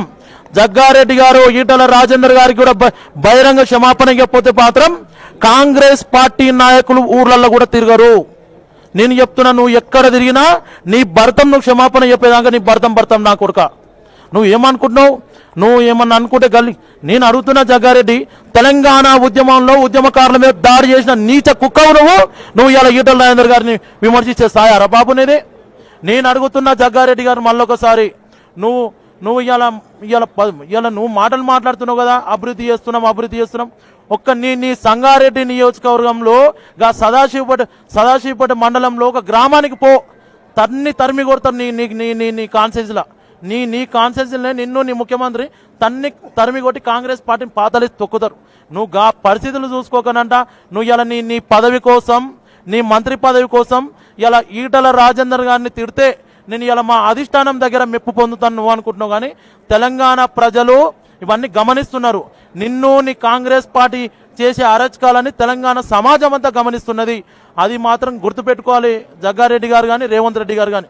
నీ రేవంత్ రెడ్డి స్వయానా ఢిల్లీలో ఉండి చెప్పినారు, కొట్లాడి సాధించుకున్న తెలంగాణ రాష్ట్రాన్ని ఇలా ఢిల్లీ కాంగ్రెస్ నాయకుల దగ్గర తాకట్టు పెట్టి తెలంగాణ ఆత్మగౌరవాన్ని దెబ్బతీసింది ఇలా రేవంత్ రెడ్డి కాదానికి. దీనికి సమాధానం చెప్పాల్సిన అవసరం ఉన్నది ఇలా జగ్గారెడ్డి గారు. ఇంకొక విషయం, ఇలా నేను పోతే చెప్పులు మోసుడు తప్ప నాకు ₹1 అప్పు గీడ పుడతలేదు, ₹1 ఇవ్వలేదు. అసొంటప్పుడు చాతగానన్నప్పుడు, పరిపాలించే చాతగానప్పుడు రాజీనామా చేసి ఇంట్లో పడుకోవాలి. అది మాత్రం జగ్గారెడ్డి గారికి రేవంత్ రెడ్డి గారికి నేను హెచ్చరిస్తున్నా. పేద ప్రజల నాయకుడు ఇలా తెలంగాణ ఆత్మగౌరవ గొంతుక భారతీయ జనతా పార్టీ జాతీయ కార్యవర్గ సభ్యులు, మల్కాజ్గిరి పార్లమెంట్ సభ్యులు ఈటల రాజేందర్ గారి మీద నువ్వు అసత్య ఆరోపణలు చేసినావు బిడ్డ. నువ్వు ఇష్టం వచ్చినట్టు మాట్లాడినావు. ఇక నీ కౌంట్ డౌన్ స్టార్ట్ అనుకుంటే 24 గంటలు టైం ఇస్తున్నాం. నువ్వు క్షమాపణ చెప్పకపోతే మాత్రం నీ భర్తం రా నా కొడుకాని కూడా నేను హెచ్చరిస్తున్నా.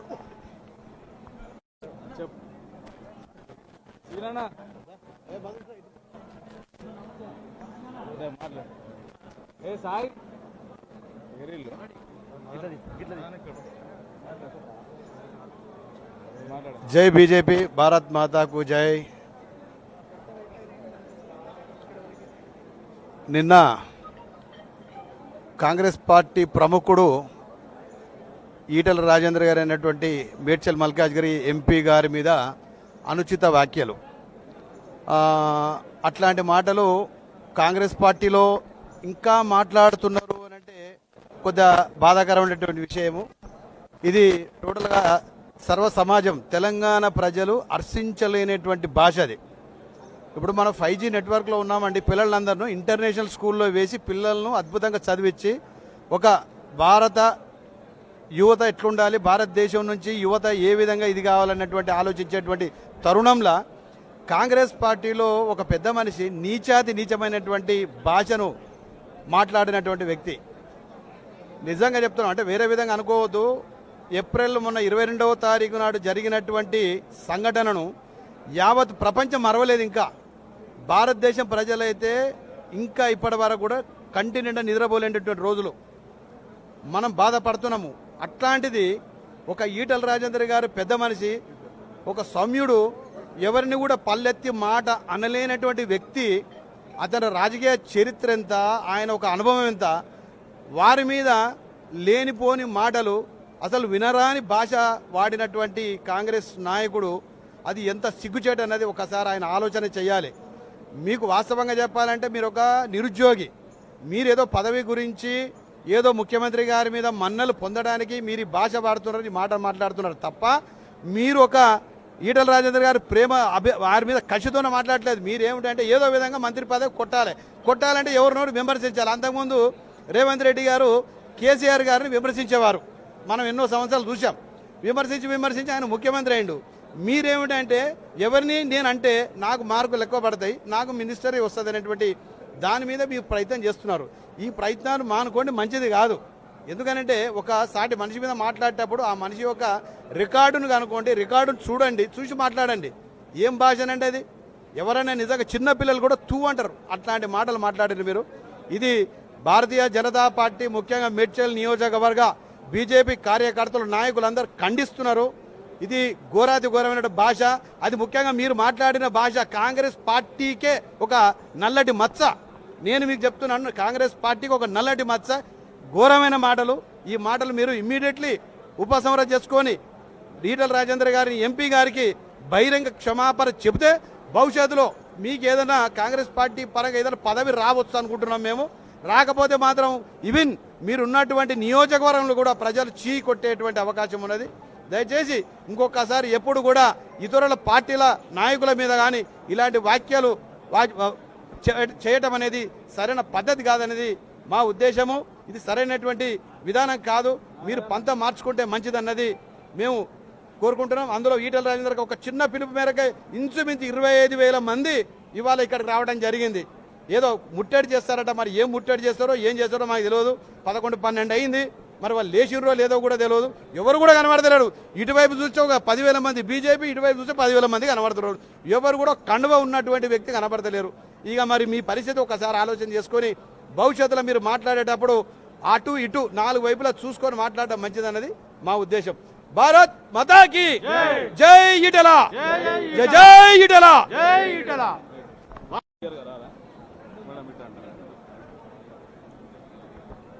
ఓకేనమ్మా.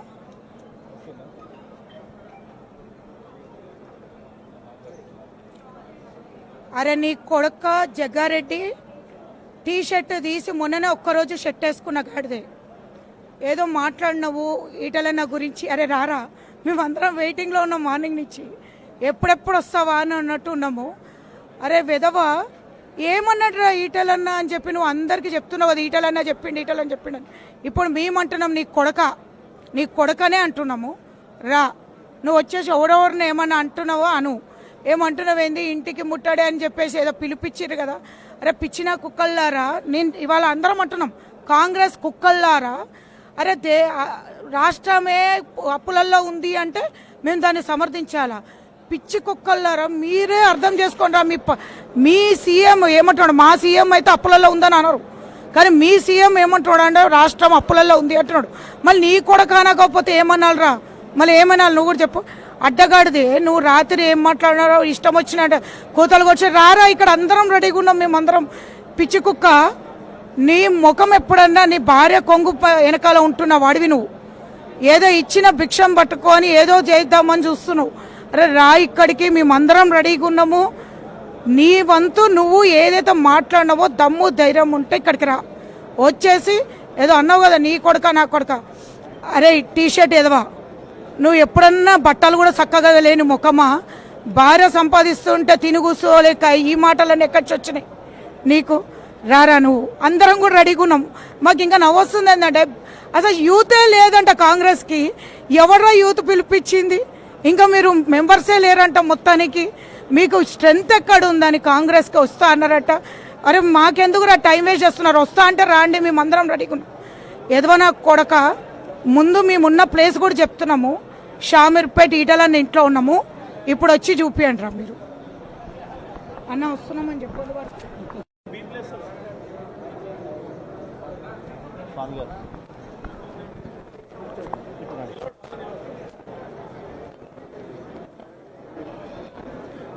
జై శ్రీరామ్. మేము మచ్చబలారం 133 డివిజన్ నుండి. అయితే ఏదో ఇక్కడ ఏంటంటే ఈటల రాజేందర్ గారి ఇంటిని ముట్టడిస్తాము అది ఇది అని చెప్పని అన్నారు. కానీ యాక్చువల్గా చెప్పాల్సిందే ఆయన అన్న మాటలో ఎటువంటి తప్పు లేదు.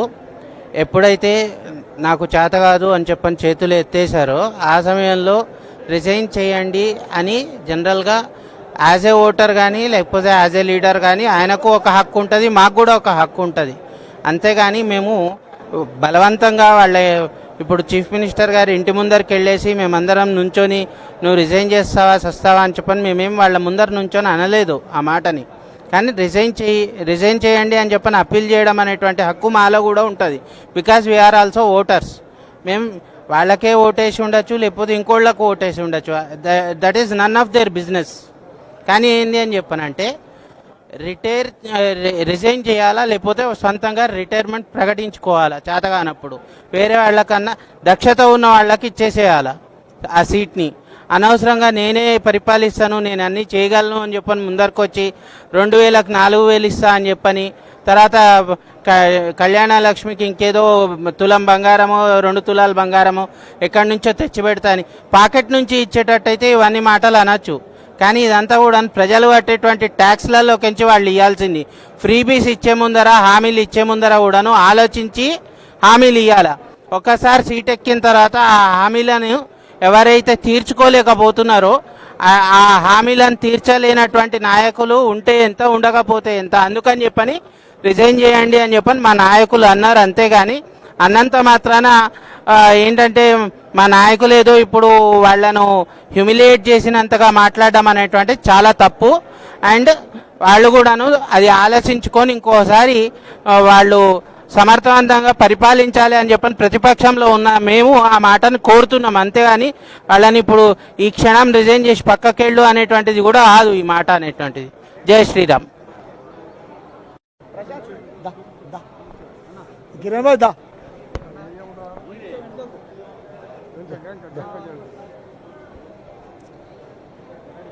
నిన్న ఏదైతే జగ్గారెడ్డి ఉన్నాడో, జగ్గారెడ్డి మరి తెలంగాణ బిడ్డ, తెలంగాణ ఉద్యమ బిడ్డ ఈటల రాజేందర్ గారి మీద అనుచితంగా వ్యాఖ్యలు చేయడం జరిగింది. అందుకోసమే మేము ఈరోజు మీడియా ముంగడికి వచ్చినాం. నువ్వు ఏదైతే భాష వాడినవో అంతకన్నా గట్టి భాషను మేము కూడా కాగలుగుతాం. అరే జగ్గారెడ్డి, నువ్వు సంగారెడ్డి మున్సిపల్ చైర్మన్గా ఉన్నప్పుడు నిధుల దొంగవురా.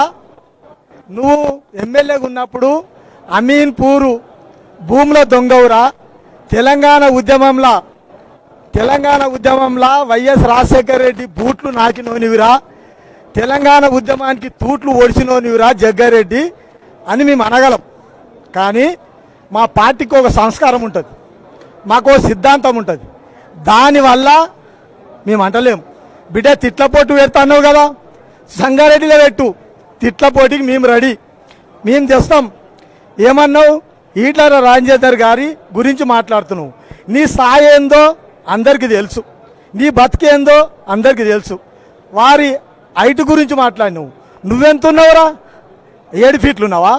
6 ఫీట్ల అందగానివా? పంది బురదల బొర్రి వస్తే ఎట్లా కనిపిస్తుందో సేమ్ నువ్వు కూడా అట్లనే ఉన్నావు. అడ్డం ఎంత బలిచినవో పొడవు అంతే ఉన్నావు. నువ్వెందుకు మాట్లాడతావురా? ఆయన ఈటల గురించి ఎలా యావత్ తెలంగాణ అంతా కూడా చిన్నగా ఉన్నాడు అంటున్నావు. బుల్లెట్ ఎంత ఉంటుందిరా? బుల్లెట్ చిన్నగానే ఉంటుంది, దాని పని అది చేస్తుంది. ఈటల కూడా గంతే బిడ్డ, తెలుసుకో.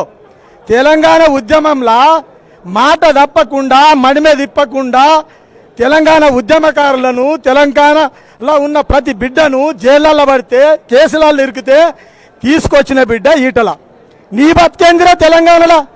తెలంగాణ ఉద్యమానికి తూట్లు పడిచిన నా కొడుకు కావును. తెలంగాణ ఉద్యమానికి తూట్లు పడిచి వైఎస్ రాజశేఖర రెడ్డి బూట్లు నాకినవు నువ్వు కావును. నువ్వు ఈటల గురించి మాట్లాడతావా? నీ ఆ స్థాయి ఉందా?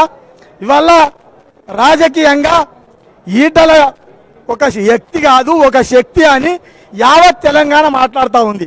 ఇలా ఖమ్మం నుంచి సంగారెడ్డి దాకా, ఆదిలాబాద్ నుంచి అలంపూర్ దాకా ఒక మంచి పేరున్న నాయకుడు ఈటల, మంచి అభిమానులు ఉన్న నాయకుడు ఈటల. నువ్వు ఆయన గురించి మాట్లాడడం ఏందిరా? సిగ్గు శరం ఉండాలి. నీ బతికేందో ఒక్కసారి చూసుకో. నీ పార్టీ ఇవాళ ఏమన్నాడు? తెలంగాణలో ఒక భాష ఉంటుంది, మంచి పని చేసినోడిని మంచిగా చేసినావు బిడ్డ, మంచిగా చేసినావు కొడుక అంటారు. అదే నోరుతోని చెడ్డగా చేసినోడిని బిడ్డ అడుగులు వంకర పడుతున్నాయి, నీ పద్ధతి పక్కకు పోతుందరా నా కొడుక అని చెప్తారు. గదే మాట అన్నాడు కదా. రాజకీయ విమర్శనే చేసిండు తప్ప నిన్ను వ్యక్తిగతంగా రాలే. వ్యక్తిగతంగా వచ్చే మాట కాదు. ఈటల ఎప్పుడు కానీ ఒక సమ్యుడు, ఒక మృదు స్వభావి. ఈటల మాట్లాడుతుంటే స్పష్టంగా ఉంటుంది. అది దాన్ని విడిచిపెట్టి నువ్వు ఏదేదో మాట్లాడుతున్నావు. అది బిడ్డ ఒళ్ళు దగ్గర పెట్టుకో. నువ్వేమనుకుంటున్నావు అనుకుంటే నా పార్టీ అధికారంలో ఉంది, నేనేమో చేస్తా అనుకుంటున్నావు. బిడ్డ నిన్ను బట్టలు విడదీసి కొట్టే రోజు ఎంతో దూరం లేదని మేము స్పష్టంగా చెప్తున్నాం. ఇంకోటి కులం ప్రస్తావన తెచ్చిండు. మరి నీ కులం ఏంటిరా బాయ్? నీ కులం గురించి చెప్పు. ముదిరాజుల సమస్య తీసుకొచ్చినావు కదా, మరి ముదిరాజుల గురించి తీసుకొచ్చినప్పుడు నీ కులం ఏంది, నువ్వెట్లా పుట్టినావు, ఆ మాట ఎందుకు అనాల్సి వచ్చిందో ఒక్కసారి చెప్పమని ఇవాళ మేము డిమాండ్ చేస్తూ ఉన్నాం. ఇవాళ ముదిరాజుల గురించి మాట్లాడినావు కదా, ఏమిచ్చిందిరా నీ పార్టీ ముదిరాజులకు? నువ్వేమిచ్చినావురా ముదిరాజులకు? ఎంతమంది లీడర్లను చేసినావు, ఎంతమంది ఎమ్మెల్యేలు చేసినావు? ఒక్కసారి ఆలోచించుకో. మొన్న ఒక ముదిరాజు వస్తే మరి ఎమ్మెల్యే టికెట్ ఇవ్వకపోతే ఎమ్మెల్యే ఈ టికెట్ ఇచ్చిండుంటే ఆ ముదిరాజు గెలుస్తుండా, కానీ మీరు ఇవ్వలేరు, ఓడిపోయారు. ఇలా ఎంపీ సీట్ ఇచ్చారు, అది ఓడిపోతారని తెలుసు కాబట్టే మీ సర్వేలలో ఓడిపోతారనే ఉద్దేశంతో ఎంపీ సీట్ ఇచ్చారు. గల్లీ లీడర్ కాడికి వెళ్ళి దొంగ నా కొడుకులు ఢిల్లీ దాకా వాని పైసలు తిన్నారు. మీరు వాసం కాదా? నువ్వు కూడా తిన్నావన్లా. ఇలా గొప్పలు చెప్తున్నావు బిడ్డ. ఒక్కసారి ఆలోచించుకో, ఒక్కసారి ఆలోచించుకొని ఒళ్ళు దగ్గర పెట్టుకొని మాట్లాడు. ఈటల గురించి మాట్లాడేటప్పుడు 1-2 సార్లు ఆలోచన చేయి. ఈటల నేపథ్యం ఏందో ఒక్కసారి అర్థం చేసుకో. ఒక తెలంగాణ ఉద్యమంలా కేసీఆర్కు కుడి భుజంగా, కేసీఆర్కు నిధులు కొరత పడ్డప్పుడు అన్ని సమకూర్చిన బిడ్డ, అన్నిటికీ ముందున్న బిడ్డ. రస్తా రోకోలు వచ్చినా, సడక్ బంధువులు వచ్చినా, వంట వార్పులు వచ్చినా, మిలియన్ మార్చులు వచ్చినా ముందుండి నడిపించిన బిడ్డ ఈటల అనే విషయాన్ని ఒక్కసారి గుర్తుంచుకో. సిగ్గు లేకుండా ఎందుకు మాట్లాడుతున్నావు? ఏ పందికి నీకు సాగలేదు, ఏదో గంజాయి విషయం అంటున్నాడు. నువ్వు ఎట్లున్నావు రాబాయ్? నీ ముంగడికి వస్తేనే నువ్వు గుడంబ దాగి వచ్చినట్టుగా అనిపిస్తుంది, గుడంబ మాస్టర్ అన్నట్టుగా అనిపిస్తుంది, నీ ముఖమే తెలుస్తుంది. నువ్వు మా నాయకునికి గంజాయి గురించి మాట్లాడతావా? సిగ్గుందా నీకు? ఒక్కసారి ఒళ్ళు దగ్గర పెట్టుకో. మర్యాద ఇస్తున్నాం, మర్యాదతో నడువు, లేదంటే నీ బట్టలు ఇప్పి నిన్ను ఉరికించి కొట్టే రోజు వస్తుందన్న విషయాన్ని గుర్తు చేస్తూ ఉన్నాం. ఈటల ఫస్ట్సారి ఏదైతే ఆర్థిక మంత్రిగా ఉన్నాడో ఒక మంచి పేరు తెచ్చుకున్న నాయకుడు. రెండోసారి ఆరోగ్య శాఖ మంత్రిగా ఉన్నాడు. ఆరోగ్య శాఖ మంత్రిగా ఉన్నప్పుడు ఏమొచ్చిందో అందరికి గుర్తు. ఈ ఏరియాలో కరోనా వచ్చినాడు నీలాంటి దొంగ నా కొడుకులు ఒక్కడు బయట కనిపించలే. కానీ ఈటల ప్రాణాలకు తెగించి వైద్య సిబ్బందికి, డాక్టర్లకు, రోగులకు అందరికీ ధైర్యాన్ని ఇస్తూ మరి బెడ్స్ తయారు చేసి, కొత్త హాస్పిటల్ చేసి, మరి ఏది ఆక్సిజన్ చేసి, వ్యాక్సిన్ అంతా ఉంచి మరి ప్రాణాలకు తెగించి నేను మీకున్నా అని పని చేసిన బిడ్డ ఈటల. నువ్వు ఎడ కనిపించినవా రాయాలా? దొంగలు మీరు కనిపించారు ఎవడన్నా? ఎక్కడ చచ్చిపోతామా అని సాటుకు దాక్కున్న నా కొడుకులు మీరు. ఒక్కసారి గుర్తు చేసుకొని కాంగ్రెస్ పార్టీ హామీలను మర్చి ఇలా ఆ హామీలను ఎక్కడ ప్రజలు నిలదీస్తారో అన్న ఉద్దేశంతో దాన్ని దాటవేసేందుకు హైడ్రా అని తెచ్చి ఇలా గరీబోళ్ళ ఇండ్లు కూలగొడుతున్నారు. ఆ గరీబోడు పైసా కూడేసి పిల్లలకు బట్టలు విప్పియకుండా వాని భార్యకు బంగారం విప్పియకుండా ఇలా ఇల్లు కట్టుకుంటే మరి దాని విషయంలో ఎంత బాధ ఉంటుందో, ఎంత ఘోష ఉంటుందో దాన్ని దృష్టిలో పెట్టుకొని మాట్లాడిండి ఈటల ఫస్ట్ సంధి కూడా చెప్తున్నాడు ఏమని, ఇది హైడ్రా అనేది ఇది మంచి పద్ధతి కాదు, మీ అధికారులే మీ హయాంలో టీఆర్ఎస్ హయాంలో మరి ఏదైతే పర్మిషన్లు ఇచ్చినాక కరెంటు కనెక్షన్ ఇచ్చినాక నల్ల కనెక్షన్ ఇచ్చినాక అన్ని ఇచ్చినాక ఎట్లా గుల్లగొడతావురా నా కొడుకా అని అడిగిండు. నీకు సిగ్గుండాలి కదా, అన్ని పర్మిషన్లు ఉన్నాక ఎట్లా గూలగొడతావురా నా కొడుకా అని ఇప్పుడు కూడా అడుగుతున్నాం మేము. గాదానికి సమాధానం చెప్పు. పర్మిషన్లు ఇచ్చినోని జైల్లో పెట్టు, పర్మిషన్లు ఇచ్చినోని నిలదీయి, వాని ఉద్యోగంలోకి వెళ్తీయి, గది మోగోని అనిపించుకో. హామీలనని పక్కకు పెట్టి ఏదో హైడ్రా అనేది ముంగట పెట్టుకొని ఇలా రైతులకు ఇస్తాను రుణమాఫీ లేదు, రైతుకి ఇస్తాను రైతు బంధు లేదు, ఉద్యోగస్తులకు ఉద్యోగాలు లేవు, 2500 మహిళలకు ఇస్తున్నావు, తులం బంగారం ఇస్తున్నావు, స్కూటీలు ఇస్తున్నావు, నీ మోకానికి ఒక్కటి లేదు నీ ప్రభుత్వానికి. బిడా నీ కాంగ్రెస్ పార్టీ ఆయం ఏందో తెలిసిపోయింది. కాంగ్రెస్ పార్టీ అంటే ఈ దేశానికి పట్టిన శని, కాంగ్రెస్ పార్టీ అంటే దేహానికి పట్టిన క్యాన్సర్ లాంటిది, కాంగ్రెస్ పార్టీ అంటే కట్టకు పట్టిన చెదలు లాంటిది. నా కొడుక అందుకే కాంగ్రెస్ పార్టీ అనేదాన్ని దేశంలో లేకుండా తరిమిరు. అది మా కర్మ, ఈ తెలంగాణ ప్రజల కర్మ. మళ్ళీ మిమ్మల్ని తెచ్చుకొని శనిని ఎత్తి పెట్టుకున్నట్టు అయింది. బిడ్డ మీ శనిని వదిలిపించుకునే రోజు ఎంతో లేదు. గిట్లనే కేసీఆర్ కూడా నీలిగిండు. ఇవాళ ఏమైంది, పామ్ అవుదాం అనుకున్నాడు. బిడ్డ మీది కూడా రోజులు దగ్గర పడుతున్నాయి. రోజులు లెక్క పెట్టుకొని బొంద పెట్టే రోజు ఎంతో దూరం లేదని భారతీయ జనతా పార్టీ కార్యకర్తలుగా హెచ్చరిస్తా ఉన్నాం.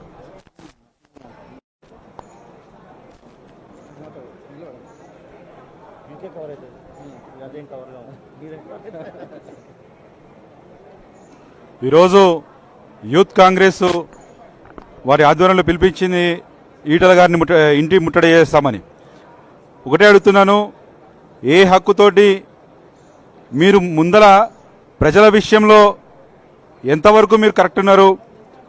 ఒకటే అడుగుతున్నా, రేవంత్ రెడ్డి గారు ఈ రోజున మన తెలంగాణ ఆత్మగౌరవాన్ని తాకట్టు పెట్టినట్టే మాట్లాడి మన మీడియా విషయంలో ఏం మాట్లాడిండు? దొంగల్లాగా చూస్తున్నారా? తెలంగాణ కొట్లాడి తెచ్చుకుంది ఒక ఉద్యమకారుణ్ణి ఈ రకంగా నువ్వు ఇల్లు ముట్టడించడానికి పంపించినట్టు నీ దొంగల్ని ఏమనుకోవాలా? నువ్వు ఇచ్చిన 6 గ్యారెంటీలు ఏమని? 6 గ్యారెంటీల గురించి కూడా అడగట్లేదు. రుణమాఫీ ఏమైంది? అది పక్కన పెట్టిండు. ఈ రకంగా ఇప్పుడు ఒకటే అడుగుతున్న మీడియా ద్వారా, నువ్వు ఏమన్నావు? అక్కడి నుంచి 400 కోట్లు, ఇక్కడ నుంచి 600 కోట్లు, ఇక్కడ నుంచి అన్ని ఉద్యోగాలు నింపినావు, అన్ని నింపినావన్నావు కదా. ఈ రోజున అవన్నీ ఎక్కడ పోయినాయి? పెట్టుబడులు వస్తున్నాయన్నావు కదా. ఈ రోజు అవన్నీ ఎక్కడ పోయినాయి? సుధీర్ బాబు అక్కడి నుంచి తెచ్చిండు, లేకపోతే మన ఉప ముఖ్యమంత్రి ఇక్కడి నుంచి తెచ్చిండు, ఆ కంపెనీలు వచ్చినాయి, ఈ కంపెనీలు వచ్చినాయి అన్నావు కదా. మరి అవన్నీ ఎటు పోయినాయి? ఈ రోజున ఆర్టీసీ ఉద్యమకారులు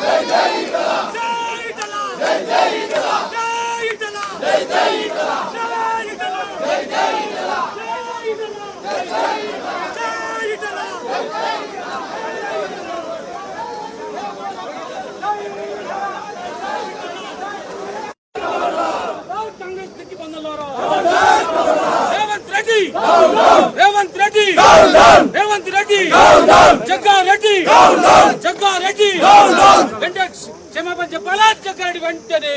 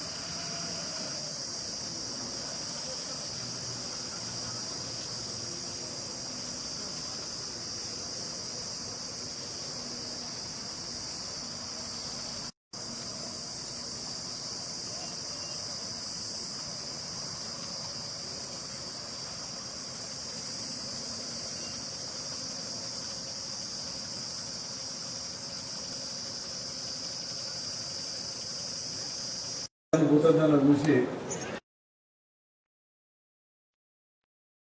మనం అన్నం అంటే చేసి చూపిస్తాం, ఏది చెప్తామో అది పక్కా చేస్తాం. కాబట్టి అట్లనే అనుకున్నాం అందరు కార్యకర్తలు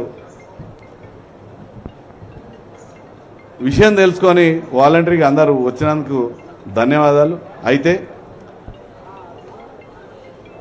పెద్దలు మన ఎంపీ గారు ఈటల రాజేందర్ గారు యాక్చువల్గా ఏం జరిగిందో అనేటువంటి కుతూహలం చాలామందికి ఉంది. ఏం తెలియదు, ఏమైంది అనేది చాలామందికి తెలియదు.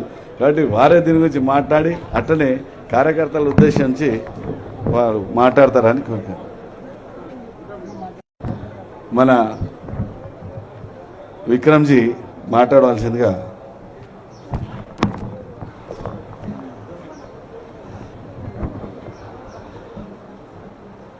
భారతీయ జనతా పార్టీ మల్కాజ్గిరి పార్లమెంట్ పరిధిలోనే కాకుండా వివిధ ప్రాంతాల నుంచి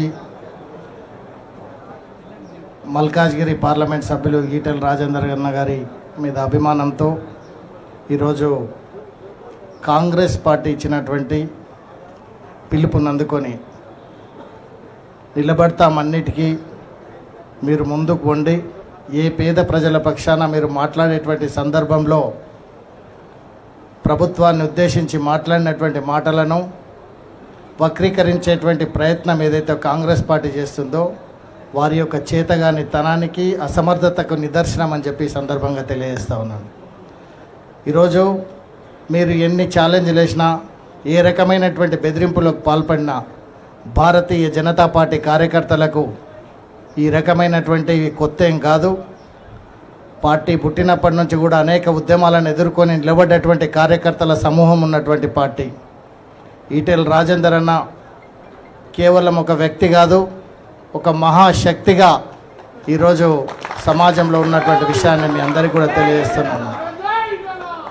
నిన్న ఏం జరిగిందనేటువంటి విషయాన్ని పెద్దలు చెప్తారు, కానీ ఏ పేద ప్రజలైతే అనునిత్యము ఇక్కడ ఉన్నటువంటి స్థానికంగా ప్రాతినిధ్యం వహించేటువంటి ఎమ్మెల్యేలు, అక్కడ ఉన్నటువంటి ప్రజాప్రతినిధులు ఎవరు పట్టించుకోకపోతే ఒకనాడు హైడ్రా పేరుతోటి మరొక నాడు కలెక్టర్లు ఆర్డీఓలు వారి ఇష్టం వచ్చినట్టు భూ కబ్జాలకు గురవుతుంటే, తమ నమ్ముకున్నటువంటి ఇండ్లన్నీ కబ్జాలకు గురవుతుంటే, తమకు నమ్ముకున్న ప్లాట్లు కబ్జాలకు గురవుతుంటే తట్టుకోలేక ఎవరన్నా మమ్మల్ని ఆదుకోకపోతారా అనేటువంటి దీంతో ఎదురు చూస్తున్నటువంటి తరుణంలో మల్కాజ్గిరి పార్లమెంట్ సభ్యులు ఒక ఆశాజ్యోతిగా కనిపించినటువంటి నేపథ్యంలో ఈరోజు ప్రతిరోజు అనేక మంది పేదవాళ్ళు ఇక్కడ వచ్చి వారి ఆక్రందనను వెలిబుచ్చుతున్నటువంటి విషయాన్ని మనం ప్రతినిత్యం చూస్తూ ఉన్నాం. ఆ నేపథ్యంలోనే పేద ప్రజల పక్షాన హృదయం రగిల్చినటువంటి నేపథ్యంలో వారందరి యొక్క బాధను చూసి అసలు ఏం ప్రభుత్వం ఇది, ఎంతటి దుర్మార్గమైనటువంటి ప్రభుత్వము, అసలు ఒకరికొకరికి పొంతన లేదు, ఒక అధికారికి పొంతన లేనటువంటి ప్రభుత్వాన్ని నడుపుతుండ్రా, ఎంత దుర్మార్గమైన ప్రభుత్వం నడుపుతున్నాం అని చెప్పి చావు లేని ఈ యొక్క చేతగాని ప్రభుత్వము దద్దమ్మ ప్రభుత్వం అని చెప్పి మాట్లాడినటువంటి సందర్భంలో ఈరోజు మీకు కోపం వస్తే నిజంగా కూడా మీ యూత్ కాంగ్రెస్ నాయకులకు చెప్పండి, లేకపోతే మీ కాంగ్రెస్ క్యాడర్కి అందరికీ చెప్పండి, చేతనైతే 6 గ్యారెంటీల అమలు విషయం లోపల మీరందరినీ కూడా ప్రజల వద్దకు వచ్చి మీకు దమ్ముంటే సాహసం ఉంటే ఒక్కసారి మీ అందరు కూడా ప్రజలకు రండి. మేము ఇవి 6 గ్యారెంటీలు ఇచ్చినాం, మేము ఇవి అభివృద్ధి మేము అమలు చేస్తున్న సమయంలో భారతీయ జనతా పార్టీ కార్యకర్తలు ఆపుతున్నారని చెప్పేసి మీకు దమ్ముంటే ఒక్కసారి ప్రజల్లోకి రండి. ఈరోజు భారతీయ జనతా పార్టీ కార్యకర్తలుగా అనునిత్యం పేద ప్రజల యొక్క సంక్షేమమే ధ్యేయంగా భావించేటువంటి భారతీయ జనతా పార్టీ పార్లమెంట్ సభ్యులు ఈటెల రాజేందర్ గారు మాట్లాడినటువంటి మాటలు మీ యొక్క యూత్ కాంగ్రెస్ నాయకులు కూడా ఈ ప్రాంతంలో ఉన్నటువంటి వాళ్ళు ఎవరు కూడా ఈ కార్యక్రమానికి వస్తున్నారా, మీరు చేస్తున్నారా, ప్రొటెక్ట్ చేస్తున్నారా అంటే మేము ఎవరం చేస్తామని అనేక మంది కాంగ్రెస్ నాయకులు చెప్పారు. ఎందుకంటే ప్రతినిత్యం వారు ఇక్కడ వస్తున్నటువంటి పేద ప్రజల యొక్క కష్టాలను చూస్తున్నటువంటి వ్యక్తులుగా. కాబట్టి ఏదో కొంతమంది బెదిరింపులకో లేకపోతే ఇంకో దానికో బెదురుకుంటారు అనేటువంటి విషయాన్ని మర్చిపోవాలని చెప్పి ఈరోజు కాంగ్రెస్ పార్టీకి తెలియజేస్తూ ఉన్నాం. అదే సందర్భంలో కాంగ్రెస్ నాయకుల మాటలు నమ్మి కొంతమంది పోలీస్ అధికారులు వారు అగ్రెసివ్గా ప్రవర్తిస్తున్నటువంటి నేపథ్యంలో ఈరోజు వారికి ఒక సూచన చేస్తూ ఉన్నాను. భారతీయ జనతా పార్టీ కార్యకర్తలు ఏ అధికారం లేని నాడు కూడా, ఏ రాష్ట్రంలో అధికారంలో ప్రభుత్వం లేని నాడు కూడా ఉద్యమాలకు కానీ పేద ప్రజల సమస్యల పరిష్కారంలో కానీ భయపడ్డటువంటి కార్యకర్తలు భారతీయ జనతా పార్టీ కార్యకర్తలు కాదు. మీరు అనుకుంటున్నామో ఏదో గేట్లు పెడతాము బారికేడ్లు పెడతాము, ఇవన్నీటువంటి లాఠీ దెబ్బలు తుపాకీ తూటలు మాకు కొత్త కాదు. ఇవన్నిటిని ఎదుర్కొని సందర్భం వచ్చినప్పుడు పేద ప్రజల ఆకాంక్షలను కాపాడడం కోసం ఎంతటికైనా తెగిస్తామనేటువంటి విషయాన్ని ఈ సందర్భంగా అధికారులకు కూడా తెలియజేస్తూ పెద్దలు అనేక విషయాలు మనతోటి షేర్ చేసుకుంటారు. కాబట్టి నాకు అవకాశం ఇచ్చినటువంటి పెద్దలకు ధన్యవాదాలు తెలియజేస్తా ఉన్నాను.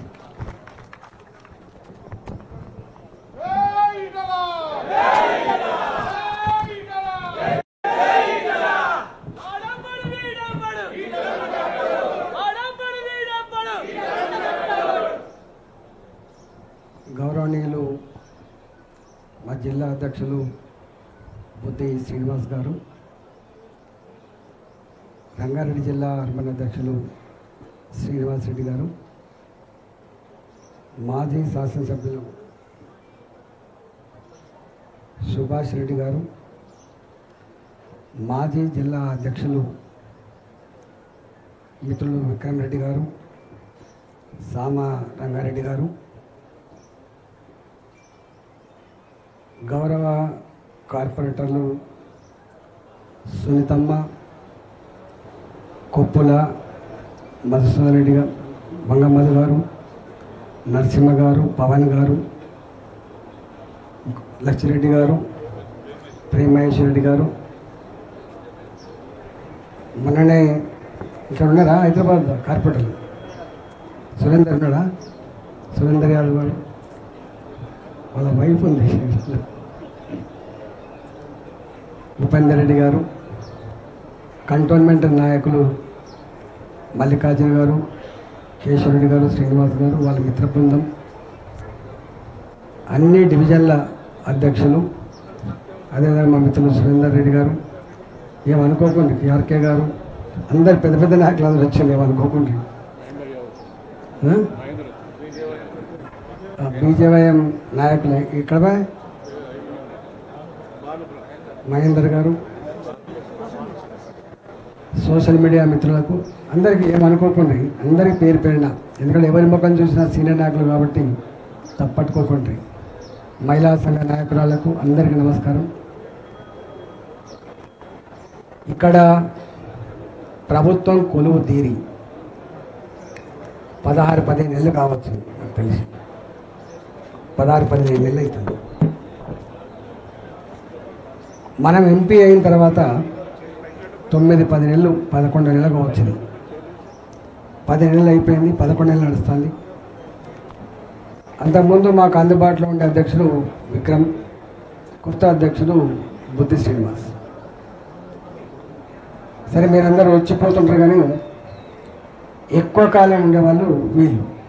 రోజు 2 గంటలు 3 గంటలు అనేక సమస్యలు వస్తున్నప్పుడు విక్రమ్ మీతో మాట్లాడు అని చెప్పి ప్రతినిత్యం చెప్తూనే ఉంటాం. చెప్పి ఆశకొచ్చి ఈ మధ్యకాలంలో బుద్ధి శ్రీనివాస్ అయిన తర్వాత మళ్ళీ ఇద్దరు తోడైంది కదా అన్న. ఇంత ఇన్ఎఫెక్టివ్, ఇంత మోస్ట్ ఇన్ఎఫెక్టివ్ గవర్నమెంట్ని ఫస్ట్ టైం చూస్తున్నామన్నా.